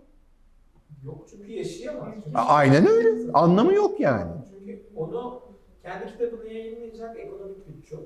Tabii ki. It's all economy. Yani gerçekten becerebilme yetisi. Abi yani gurur duyarak ve utanarak söylüyorum ki hiç yoksa 15-20 kitap bastım şimdiye kadar. Brüksel'de, Gent'te Kask diye bir okul var. Çok donanımlıdır yani gerçekten. İki okul var. Biri the one school in Ghent, Kask, and the other one École in Lausanne. Döküman geliyor, kitap basacağız, bitirme projesi ya. Bitirme projesi kitabının künye sayfasında bir tanesinin 14 tane logo vardı. Yani ne yapayım ben şimdi? Adam 23 yaşında geldi, sohbet ediyoruz. Bir tane Brüksel'de fotoğrafçı, Schurt, kitabı hatırlıyorum, adı aklımda değil ama bulurum. Adam üniversite 2'yi bitiriyor ve ders projesinin kitabını hazırlıyor. Kitabın künyesinde 4 logo var. Kitabına adam 12.000 euro harcadı ve matbaaya ve bunun üzerine de İstanbul'a gelmesi, o masrafı falan filan. Şimdi geldi kitabı bastık. İyi, şahane, güzel. Hayatımda bastığım ilk kitaptı. Hiçbir şeyine karışmadım. Ne bir fotoğrafına rötuş yapmak ben istedim. Adam da istemedi. Hazır geldi. Çünkü adam orada Max Pinkers'la çalışıyor. Hocası bilmem kim. Adamlar kalibre ekranda bitiriyor. Provasını da alıyor. Provasını da yanında getiriyor. Niye tekrar baskıdan çıkıyor? Şuraya biraz kırmızı, şuraya biraz kontrast. Yok, gerek yok, adam mükemmel. Geldi, gelmesine gerek yoktu. Hiçbir şey için baskıdan çıkmadık. Herife şu soruyu sordum. Şimdi Türkiye'de yaşadığımız zaman iyi bir eğitim almayı yurt dışında görüyoruz. Yani en iyi alternatifi yurt dışında okumak. Şimdi ben bu eğitimi aldım. Ben liseyi de yurt dışında okudum, üniversiteyi de yurt dışında okudum. Fena okullarda da okumadım. Ama büyük bir servet harcandı bana. Yani çok büyük bir servet harcandı. Yani teamül edilemez. Ben çocuk yapamıyorum bugün çünkü onu ben veremem mesela. Yani bana verildi bir şekilde, ben o eğitimi aldım. Şimdi bu adama sordum. Sen Kask'ta okudun. Adam Hollandalı ama Belçika'da okuyor. Dolayısıyla okula para vermek zorunda. Adam bütün eğitim hayatına baştan sona üniversite bitirene kadar harcadığım parayı sordum adama. Söyleyemem canım, utanırım, ben çok para harcadım çünkü ben Hollandalıyım ve Belçika'da okudum dedi adam. Ya merak etme dedi, muhtemelen senin söyleyeceğin rakamın yani 100 katını söyleyeceğim sana benim sadece üniversitem için dedim. Tamam söyle, 12.000 dolar dedi adam. Ya 12.000 dolara okuduğu okullar, yani Kask'ta okuyor bu adam ya. Bu adam şu an fotoğrafçı, bu adam şu an 3 senede bir kitap, 2 senede bir sergi, her sene bir fuara katılıyor, bilmem ne yapıyor. Şimdi o adamın önüne nasıl geçebilirsin sen? Başka bir örneği söylemiştim mesela, başka bir arkadaşım, Valentina ve Alex'in köle diyorduk ona, interni olarak İstanbul'a gelmiş. Ben o zaman tanışmıştım. Adam internship'ini bitirdi. Okuluna geri döndü. 2. sınıf bitirme projesi kitap bastırdı. 3. sınıf bitirme projesi kitap bastırdı. Yaz tatilinde İran'a gitti bir proje için. Döndüğünde onun sergisini yaptı, kitabını bastırdı. Para kazanmaya başladı. 4 kitap, 6. kitabını bana bastırdı adam. 380 sayfa kitap bastık adama. Ve bu adam, bu 6. kitap basıldığında 30 yaşında değildi henüz. Hiçbirimiz kendimizi mukayese edemeyiz. Yani ya çok acayip. Ben iş adamıyım sonuçta. Kabaca 40-50 kişinin çalıştığı bir yeri yönetiyorum. Ben kendi gelirime bakıyorum. Avrupa'da tanıdığım bir sürü fotoğrafçı arkadaşlarımın gelirine bakıyorum. Hayır, benden daha iyi kazanıyor birçoğu yani. Ya çok acayip. Ya sen diyorsun ya orada işte 25 euroyu 100 euroyu kitaba yatırmak. Ya değil. Yani senin çok gelirinle ilgili bir şey. Ben şeye de inanmıyorum artık. Eskiden düşünürdüm. Yani adam parası olduğunda iPhone'a yatırıyor, gidip kitap almıyor. Hayır, ya, alamaz. Yani olamıyor. Kitap fuarına katılırdık. Bu TÜYAP'ın kitap fuarı. Bizim yayın evlerimiz de var. Kitap yayın evi bizim mesela. Her sene dönüştü şeyin raporunu alırdım. Bu sene kaç kitabımız çalındı? O rakam azaldı zaman içerisinde, artmadı. Bizim standımız büyüdü, satış adetleri arttı ama çalınan kitap sayısı azaldı. Mesela ben çok üzülüyorum çünkü ben biliyorum ki çalınan kitap hedefine gidiyor. Hedefine gidiyor ve de muhtemelen o da elden ele de dolaşacak. Yani bir amaca ulaşmış olacak. O kitabın faydası olacak. Yani satılan kitaptan daha çok faydası olduğunu düşünüyorum Türkiye'de mesela çalınan kitabın. Manyaklığa bak. Sorry, it is out of context, but not so much. Like in Lost in Translation, you know the movie. Yeah. But I really like the It sound. was UN and everything. Japan. But Japan, I like the sound. Funny dude. So what was the topic? It's about, again, it's... I was worried because I provoked a discussion. No, it's Turkey's a heaven for photographers to make dummies. But, I mean, every now and then, for example, this happened. Somebody shows me this dummy that is amazing. Like, it has to be printed. And I'm thinking, this book coming from Istanbul, regardless where it comes from, this is going to be successful in Europe. The guy cannot do it because he cannot travel. He couldn't go to a great school. He doesn't speak good English. So you're very limited there. But then you have this other guy who has a lot of money, but you look at the work, it's like, I try to take books that I print to my collection as well. And I have a big collection. I don't want to say a great collection, but I have a very big collection. I have around 20,000 photo books. Now, there are books that I print, but I don't want to take them home because I feel like I printed this book. It's not worthy of the place in my library. But because he or she has resources, ended up printing it. So there's always this clash. It's all economy running these states. Same as in Mexico, same as in here. So these incubators, these trials are so important. Yeah, but at the same time, they're inviting only European teachers. But for the same reason, we don't have established photo book designers here. Okay would be my go-to guy for something photographic. Ask him how many photo books he's designed. To me, it's just it's about get link with the people, whatever country they come in, and avoid completely the cultural colonization. So cultural colonization is not something concrete that happened, outside of our minds. It's something in our brain. Exactly. And first myself, I think, oh my God, best hip hop is always coming from the West Coast. Yeah. That is cultural colonization. It is. And same in the books, same in the in the process we're doing. But I mean, it's figuring out a way which you managed in the end, using cultural colonization to do good. I was telling him during for example, during these workshops in Istanbul, Dummy Book Award and the Center for Photographic Research, there's this thing in one of the universities, and they invited the RVB guys, they invited the Akina guys at one point, the Void guys, and a lot of established designers and everything, Bruno as well. And They make beautiful books. So if you know how to use this colonization for your benefit, you get Ramon, yes, let him colonialize you, great. But you learn from that process. You grow, you grow a gusto, a taste, a methodology. No, yeah, it's about sharing, you know, the knowledge, man. Like, Exactly. You know, so to me, it was a win-win. To me, you know, no Mexican culture was great, and then I passed the things that I learned from other people. So it was, you know, a really honest relation. Absolutely. Can I add something to this? I think that when it comes to neo-colonization, let's say, the people living in those colonized or neo-colonized countries are still colonizing themselves in some way. So they're like, Exactly. Oh, I'm living in Turkey, we're behind in terms of like printing or publishing. Whereas the problem there is that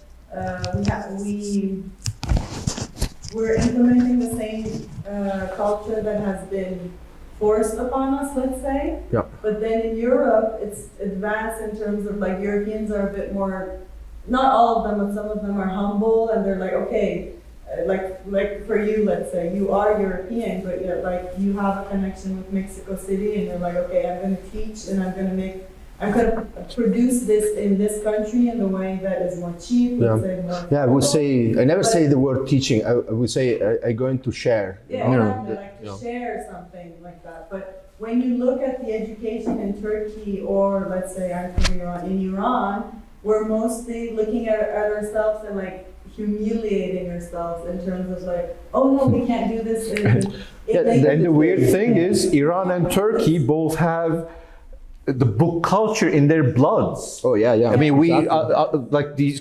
I remember. But when you look at Turkey is much more like, it looks at the West in a very like, we want to be Western, but we're not kind of way. So there's this kind of like let's say like there's this low self-esteem of like we have to be European, but we're not. But then you can always produce something, like as you said, like in that context of that country, and it makes it much more different and much more like, you know. I believe the low self-esteem comes from low education, by the way. No, it's not. It's not the fault of those people. It's neo-colonization. No, exactly. No. But there is low self-esteem, and it has good cause, because we are not educated enough. We have crazy successful people. I mean, we have great photographers coming out of here and doing great work. The price of a book is also important. True. Like, True. 100 euros is too much for like a book that is produced in Turkey, because like already it's niche, and who is going to be able to pay that, you know? Like, no. The economy is always important, how you produce that, but in terms of, it always goes back to that whole situation of like, you know. Yeah, probably, it's a good point. Probably you need to improve first the system locally. And then, of course, because otherwise When you look at like... because otherwise you always see to the exotic, things coming from outside as a better, you know? Everything. It's your opinion has to be better. But you're right. For example, what she said reminded me, I don't remember at what age, but this is more than 1,000 years ago, a war was stopped between the Persian and somebody else by a book, like a manuscript, a handwritten book. The Persian gave, as far as I remember, to the Ottoman Empire as a gift to stop to get rid of a war, so a war wouldn't start. So they gave this. It was so valuable. They put so much value. Both Ottoman Empire and Persians, they put so much value in this one book, well, around this size. And they gave it to the Ottoman Empire to avoid a war. And Ottoman Empire valued it so much that the war didn't happen. They accepted it as an, I don't know, apology, a gift, whatever it is. But this happened. So this is a great story. So think about it. I mean, we have this kind of culture here. Well, mainly because of long distance journeys, people would write down their notes and everything, or it was religious reasons. Whatever it was, we have book culture here. And today, it's completely gone. Yeah. So today, for stop the war, you need to make drones and something. Exactly. Anyway, so I show if we have 10 minutes more, I show another project. Tagata. Very. So still what we did in Mexico. Then of course we, at some point after we made the system working, we had also Joan Foncuberta wanted to do a book with us, and then Antoine D'Agata. So with Antoine D'Agata, with this we did this project, Oscurana. So the project was an experiment. Was using the images that Antoine create in Latin America, not only in Mexico, and making a large edit, and then give to 7 or 8, I don't remember, different publishers in Latin America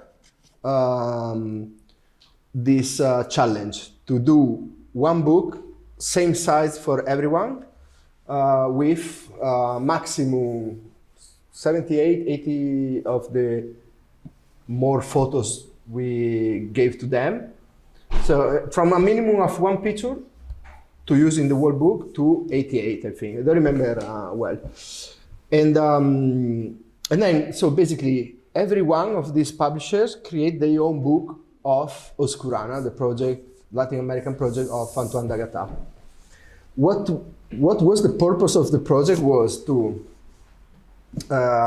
create one box, so one physical big Antoine project that have inside, 7 or 8 different variations, coming from 7 or 6, 7 different countries in Latin America. So everybody was free to express their way of printing, their way of putting the text together, their way of editing. And at the end, everyone sent the book back to, when they printed, they sent to Mexico, and we made the box and our edition together. And that was the end of the project. So you can see these ones are all the different books, and the box printed in Mexico. This was the box was printed in Mexico in the end? Yeah, this was the black one was the one we did in Mexico, and was a collaborative project between Argentina, Peru, Mexico, Greece, and the only European was Marseille, because what? Greece? Void? I don't remember. Was Void? No. Go back. Go back. Void. Wasn't this Void? This one? Not sure. Maybe yes. This is how my memory works. But might as well. I might anyway, be wrong. Basically, Latin America. Then we had in Marseille we had Les Derniers Cris, which is a collective who print books, illustrated books and art on screen print. These publishers, do they communicate with each other? No. No. No. They were not allowed to. They just know the size and. No. Basically, yes, they were told. Yes, you have to design a book this size. Yes. It was a big game, a collaborative game. It was like, okay, these are the rules. Minimum 1 picture, maximum 80, I don't remember the number, of the pictures we sent to. So we prepared the pictures, we made the repro, and we sent a folder to everyone in Dropbox.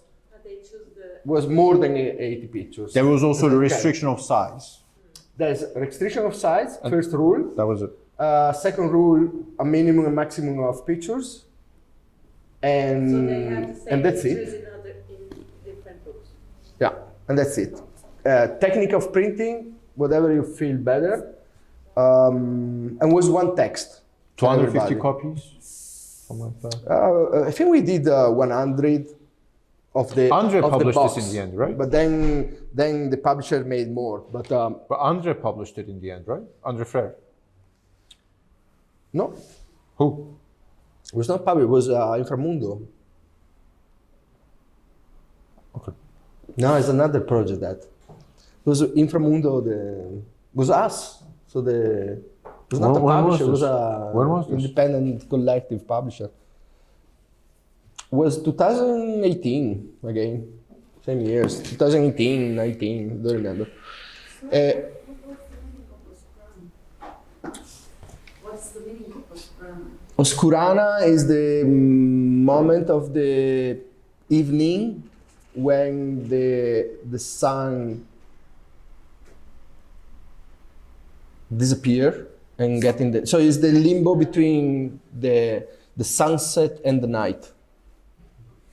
That is Oscurana in Spanish. And yeah, so basically free creativity, the only two rules were that. And of course, every book came completely different. We need to get the same size because we wanted to have a box and put all together, you know, so we need that rule. Yeah, it was a good experience. Of course, Antoine was very happy, you know, it was so creative experience. Antoine loves this kind of stuff as well. And that's Another French photographer did similar thing. Again, Thomas Sauvin.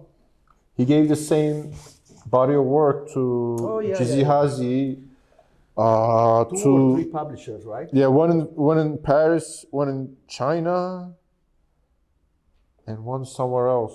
But like that wasn't a box set. Like they published them the same work independently with their own designs, and they were forbidden to communicate between each other. That's also a great one. Actually, maybe I have the name. Yeah, sometimes. Yeah, I have somewhere the names. I don't have here, but yep. 1, 2, 3, 4, 5, 6, 7 books. Never mind. Okay.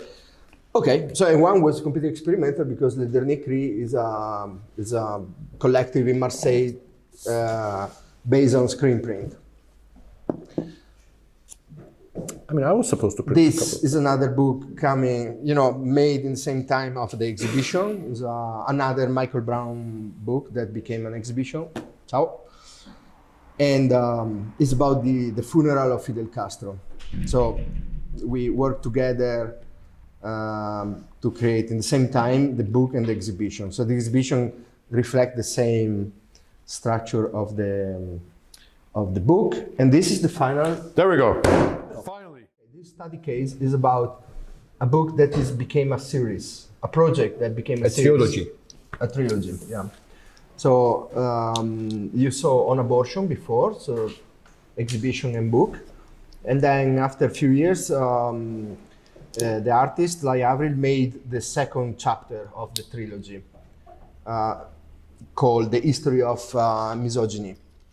So the second chapter is on rape, and so the first thing we discussed was, okay, have a different content, but the approach of the artist is the same, investigative, and but we need to create some connection with the first book, but in the same time have to be different.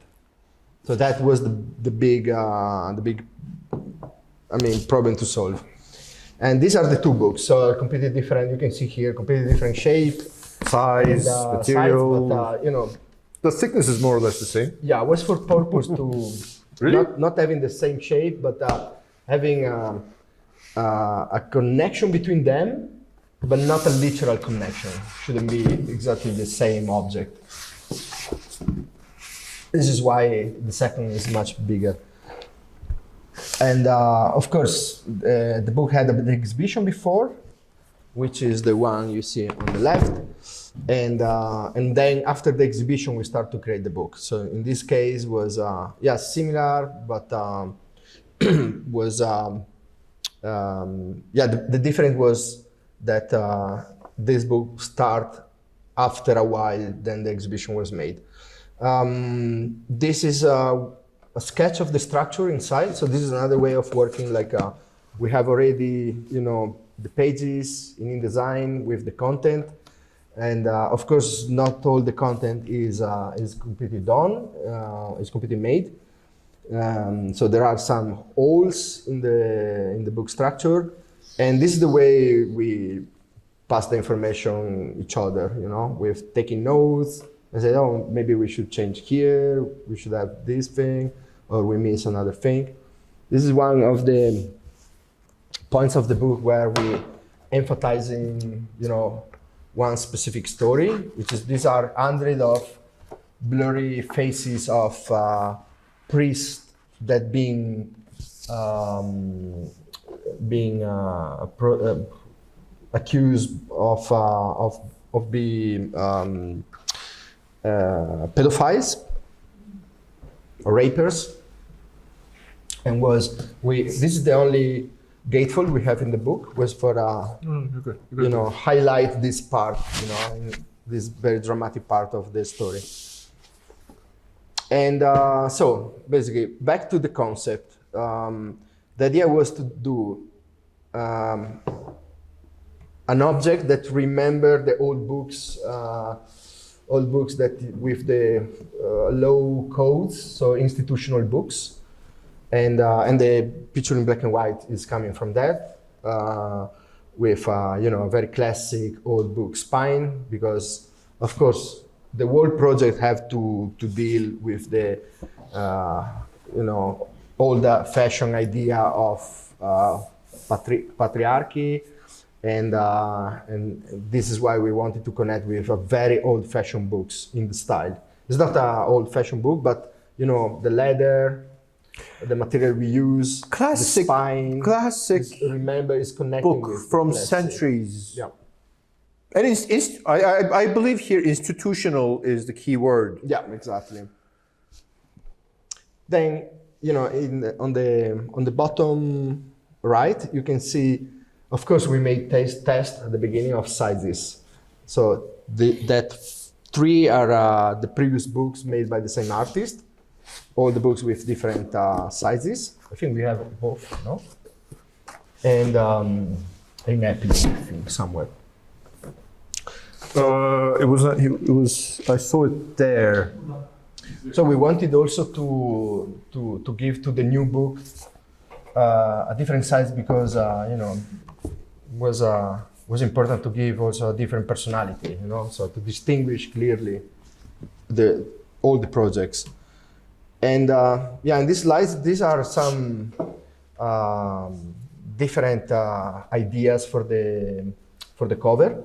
So the first one, the one on the top left, is more similar to an abortion in a way. So in that direction, we were trying to do something close and slightly different, and then we got the direction. Okay, let's do something connect with this old institutional books of laws, and then we got this big idea of the general idea of having a leather, fake leather, a classic spine, and from that point we still developed the typeface, the titles, in the way until we found the idea that seems the more connect with the content, which is the last on the bottom, the last cover.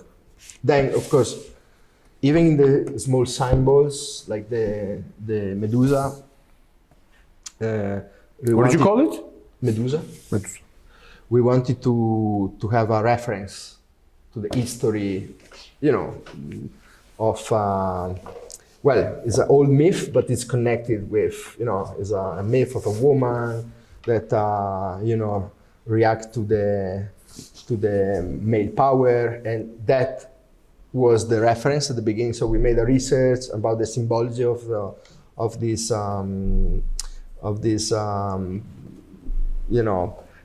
old myth, and then we create these different options of the symbol in a graphic way. So I designed 3 different options of the end, and we test in page. So we test until we realize this is the symbol that is more clear and direct.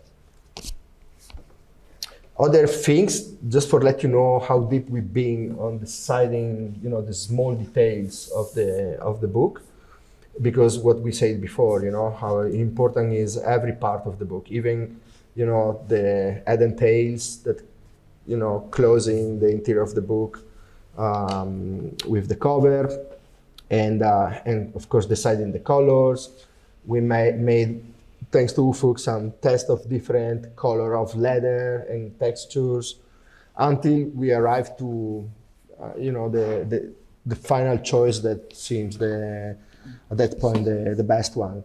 The rounded corner for giving, the spine is not straight like the previous book, but is slightly rounded to give again this feel of old book. The quality, the different quality of the textures.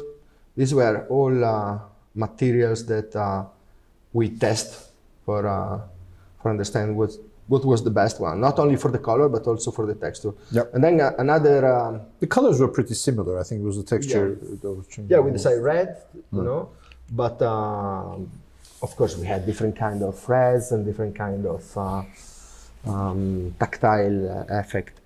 And then another thing that we wanted in the book was this subtle transparency when you turn the pages. So also the transparency you see between, front and back of the page was tested. So we made some research. Again, very important, to have a good communication with the printer, with the production, because there are many things that you cannot. You can sketch up and visualize with the machines in digital, but at the end you can never, if you don't make a print test, you can never understand perfectly how that reacts to the light, to the paper material. Yeah, very specifically. Here, for example, you could print black on black. You could use only just a varnish transparent ink on black. You could do silver on, you have so many options. It's just, what do you want? If you want it to be seen, you can print silver for heavy contrast and it's very visible. If not, you can print with black, but it's still visible. But if you print with varnish, it's, you have to make an effort to actually read it, because this is not the keynote. Exactly. It's an anecdote that, this is former President Trump, what he said. Yeah, so it's a technical grab him by the pussy at the end, but in this part of the narrative, can we say pussy on camera? All right. At the beginning, at the end, we wanted to have, something that you can get your attention, because there is some content there, some stuff to reading, but it's not too clear. So you need to force yourself. You need to be active reader to trying to get what is expressed in these pages. And then even in the pages like this one, so the level of transparency between the bold text, which are all quotes from males, from men, and are all of course pretty how we can say controversial quotes, and we wanted that influencing also the picture before and the picture after. So we wanted that to be so much present that you can see also the in transparency in the you're turning pages and pages. Then you realize, oh wait, there's something. Yeah. So it attracts your attention, and you go and you read this big letter, and it just gets molded in your head. And that is possible to make only with testing and production. These are all other pictures, so you can see also here. This is the similar point of the book that match on abortion. There is a lot of different content, and every kind of archive material, picture, text is have a different layout. So it's complex, but in the same time, the reading code is clear. So every time you see this big quotes, is always the same typeface, is always the same design. Then when you get archive material, there are different types of archive materials, and they are divided by. So in this way, as in the graphic novel, when you at the beginning of the book, or also in literature, the author always set up the coding of the story of the reading. You're doing this in a visual way also for the photo books. And this, you can see, are 4 completely different layouts. And then there are, of course, more complex technical things to solving, like how a gatefold is working. So in that case, first of all, you try to work to sketch up the idea, and then you create a small, mock-ups, prototypes, to understanding how the things are really working, for back to designing on the machine.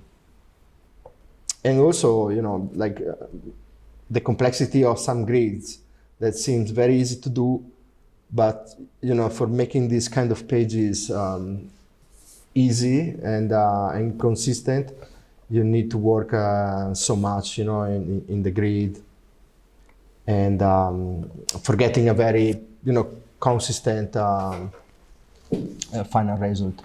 And this is the end, like you can see some of, at the end the book is not too, it doesn't have so many inserts, so many complex things, but of course we try to also differentiate the kind of varnish, the kind of printing, the kind of paper, following what the content need inside. So for example, at the end there are these pages with the screenshots of different several movies, and we wanted to create a section here, and the section is made because it was created with a thinner paper, more glossy, and a varnish on top. So it's very subtle, the difference, but when you touch this, touch way pages, more obvious. you're understanding that you're entering in another section. So without being too literal or without explaining, too much. So you enter there, and because you're touching the paper, you're understanding you are in a different section, in a different part of the story. And that is the narrative potential of the materials, of the different inks, of printing. And until the small details, like the color of the stitch, the stitching wire. What was that? What was that? Oh, Mapu. And this is the end of the production. Testing and cats. The cats help. And cats, the cats helping. are quality control, testing, matbu, printed matter. Yeah, this is a sheet of one big sheet of pages for testing. This was for testing the cover. If I had to say something, I always value possibly a little more the process than the end result. Maybe it's because I'm involved in so much, like in such a bigger portion of producing the actual book, that the process is so important, and I really take care of it. Like, if you have a good collaboration between a photographer, usually the photographer, the designer, the printer, sometimes the publisher, the designer, the printer, sometimes the photographer, the publisher, the printer. The printer is always involved there, since we're the last link in the chain. But if the collaboration right, you're going to be good. Like, the book will end up to be good. It will serve a purpose, because it means that you're open to ideas. You will accept.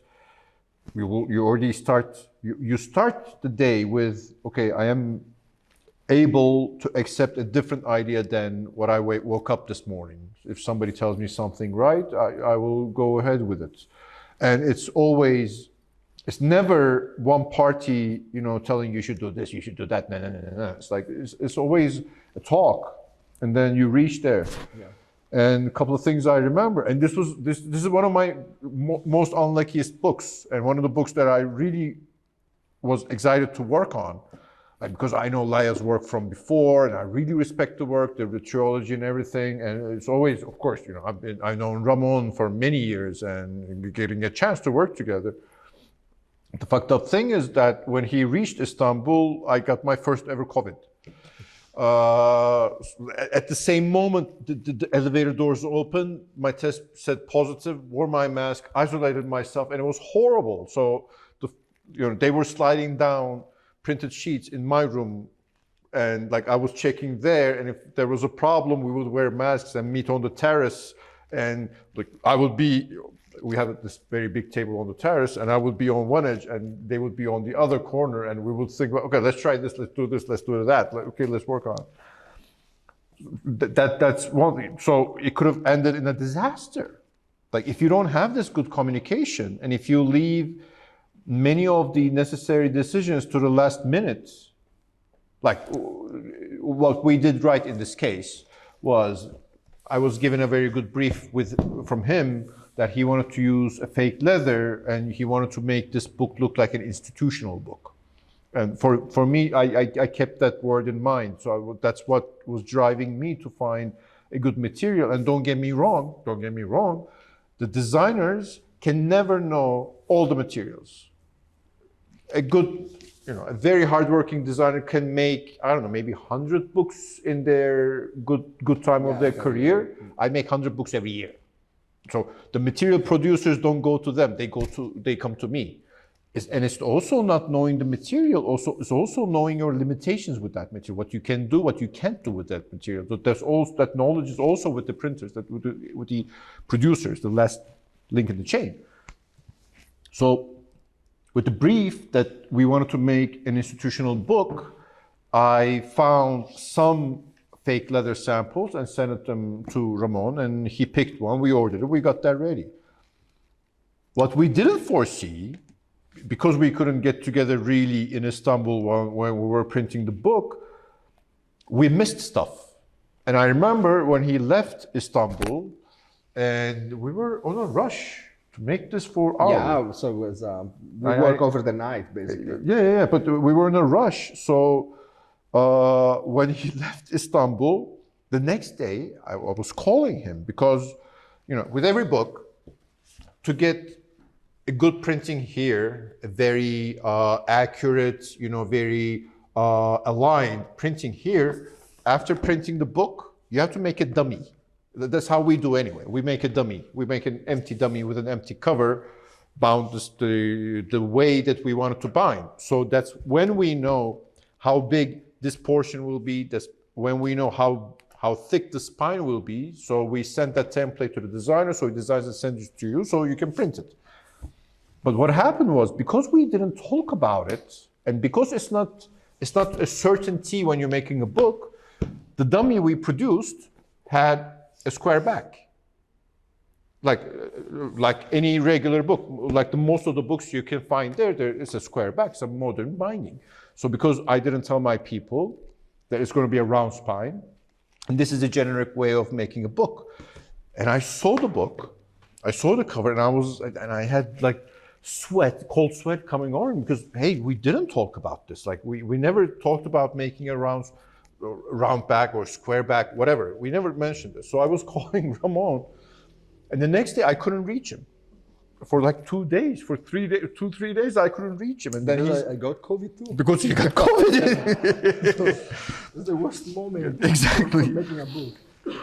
So when I did reach him, and I sent him, they call. So when I couldn't reach him, I told my people to make another dummy when it's round spine. So I sent photos to Ramon, and we talked about it. He said, of course, it's got to be round spine.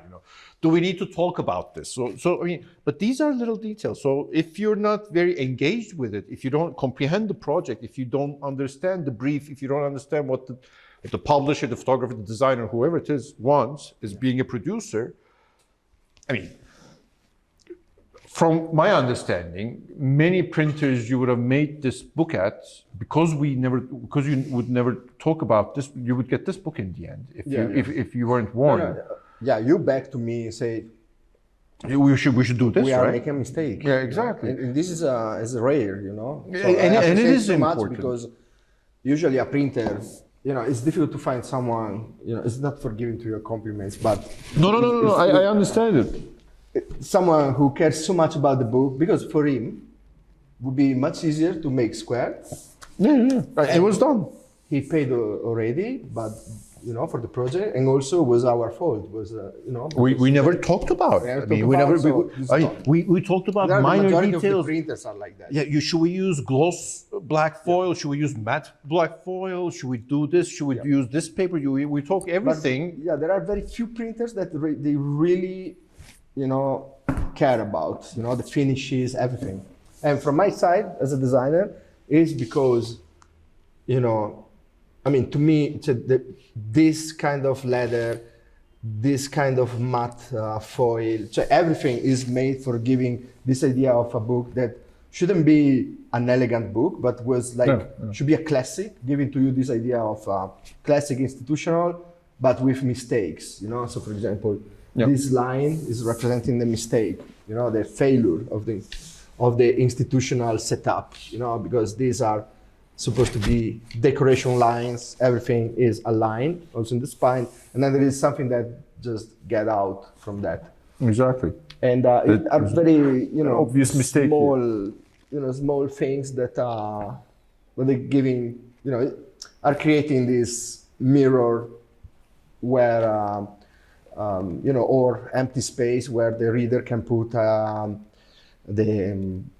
a personal experience or a personal view of the world. So this is why I'm very happy to work with photography or all the visual narrative, because it's a universal language. Yep. You can show, even if this book is is releasing in English, and because I have a lot of text, but if you translate the book in another language, then the visual narrative still work. Yeah, exactly. The visual part of the story. But don't you agree? And this is potentially why the photo books are so powerful, because that's where I was going to reach. I mean, I collect books. I've been collecting books for a very long time. I collect graphic design books, books on books, architecture books, art books, mainly photo books. And from what I've been collecting and from also what I've been producing, photo books are the books that these very minor details or are not minor details for photo books. Like if you decide to make this a round spine or a square back, in a different book, in an art book or in an architecture book, it might be a detail. But when it comes here, it's again a detail for production, but it's not a detail. It changes the complete feeling of the book. Exactly. So it's not about obsession of details, but it's exactly the narrative potential or the conceptual potential. Yeah. It's not like we're spoiled and we're like, picking, very, very, very picky. It's not that. At the end, it's not classic in the narrative because you're starting with a big quote here. Even the end papers are part of the story. Yeah. So, what we can say more? Nothing. That's it. Let's make photo books great again. Good ending. Any questions? I think the Q&A tonight will be very short.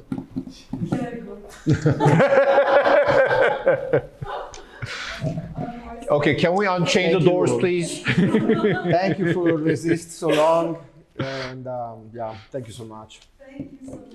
Thank you for your Q&A. Of course. Thank you. We made it.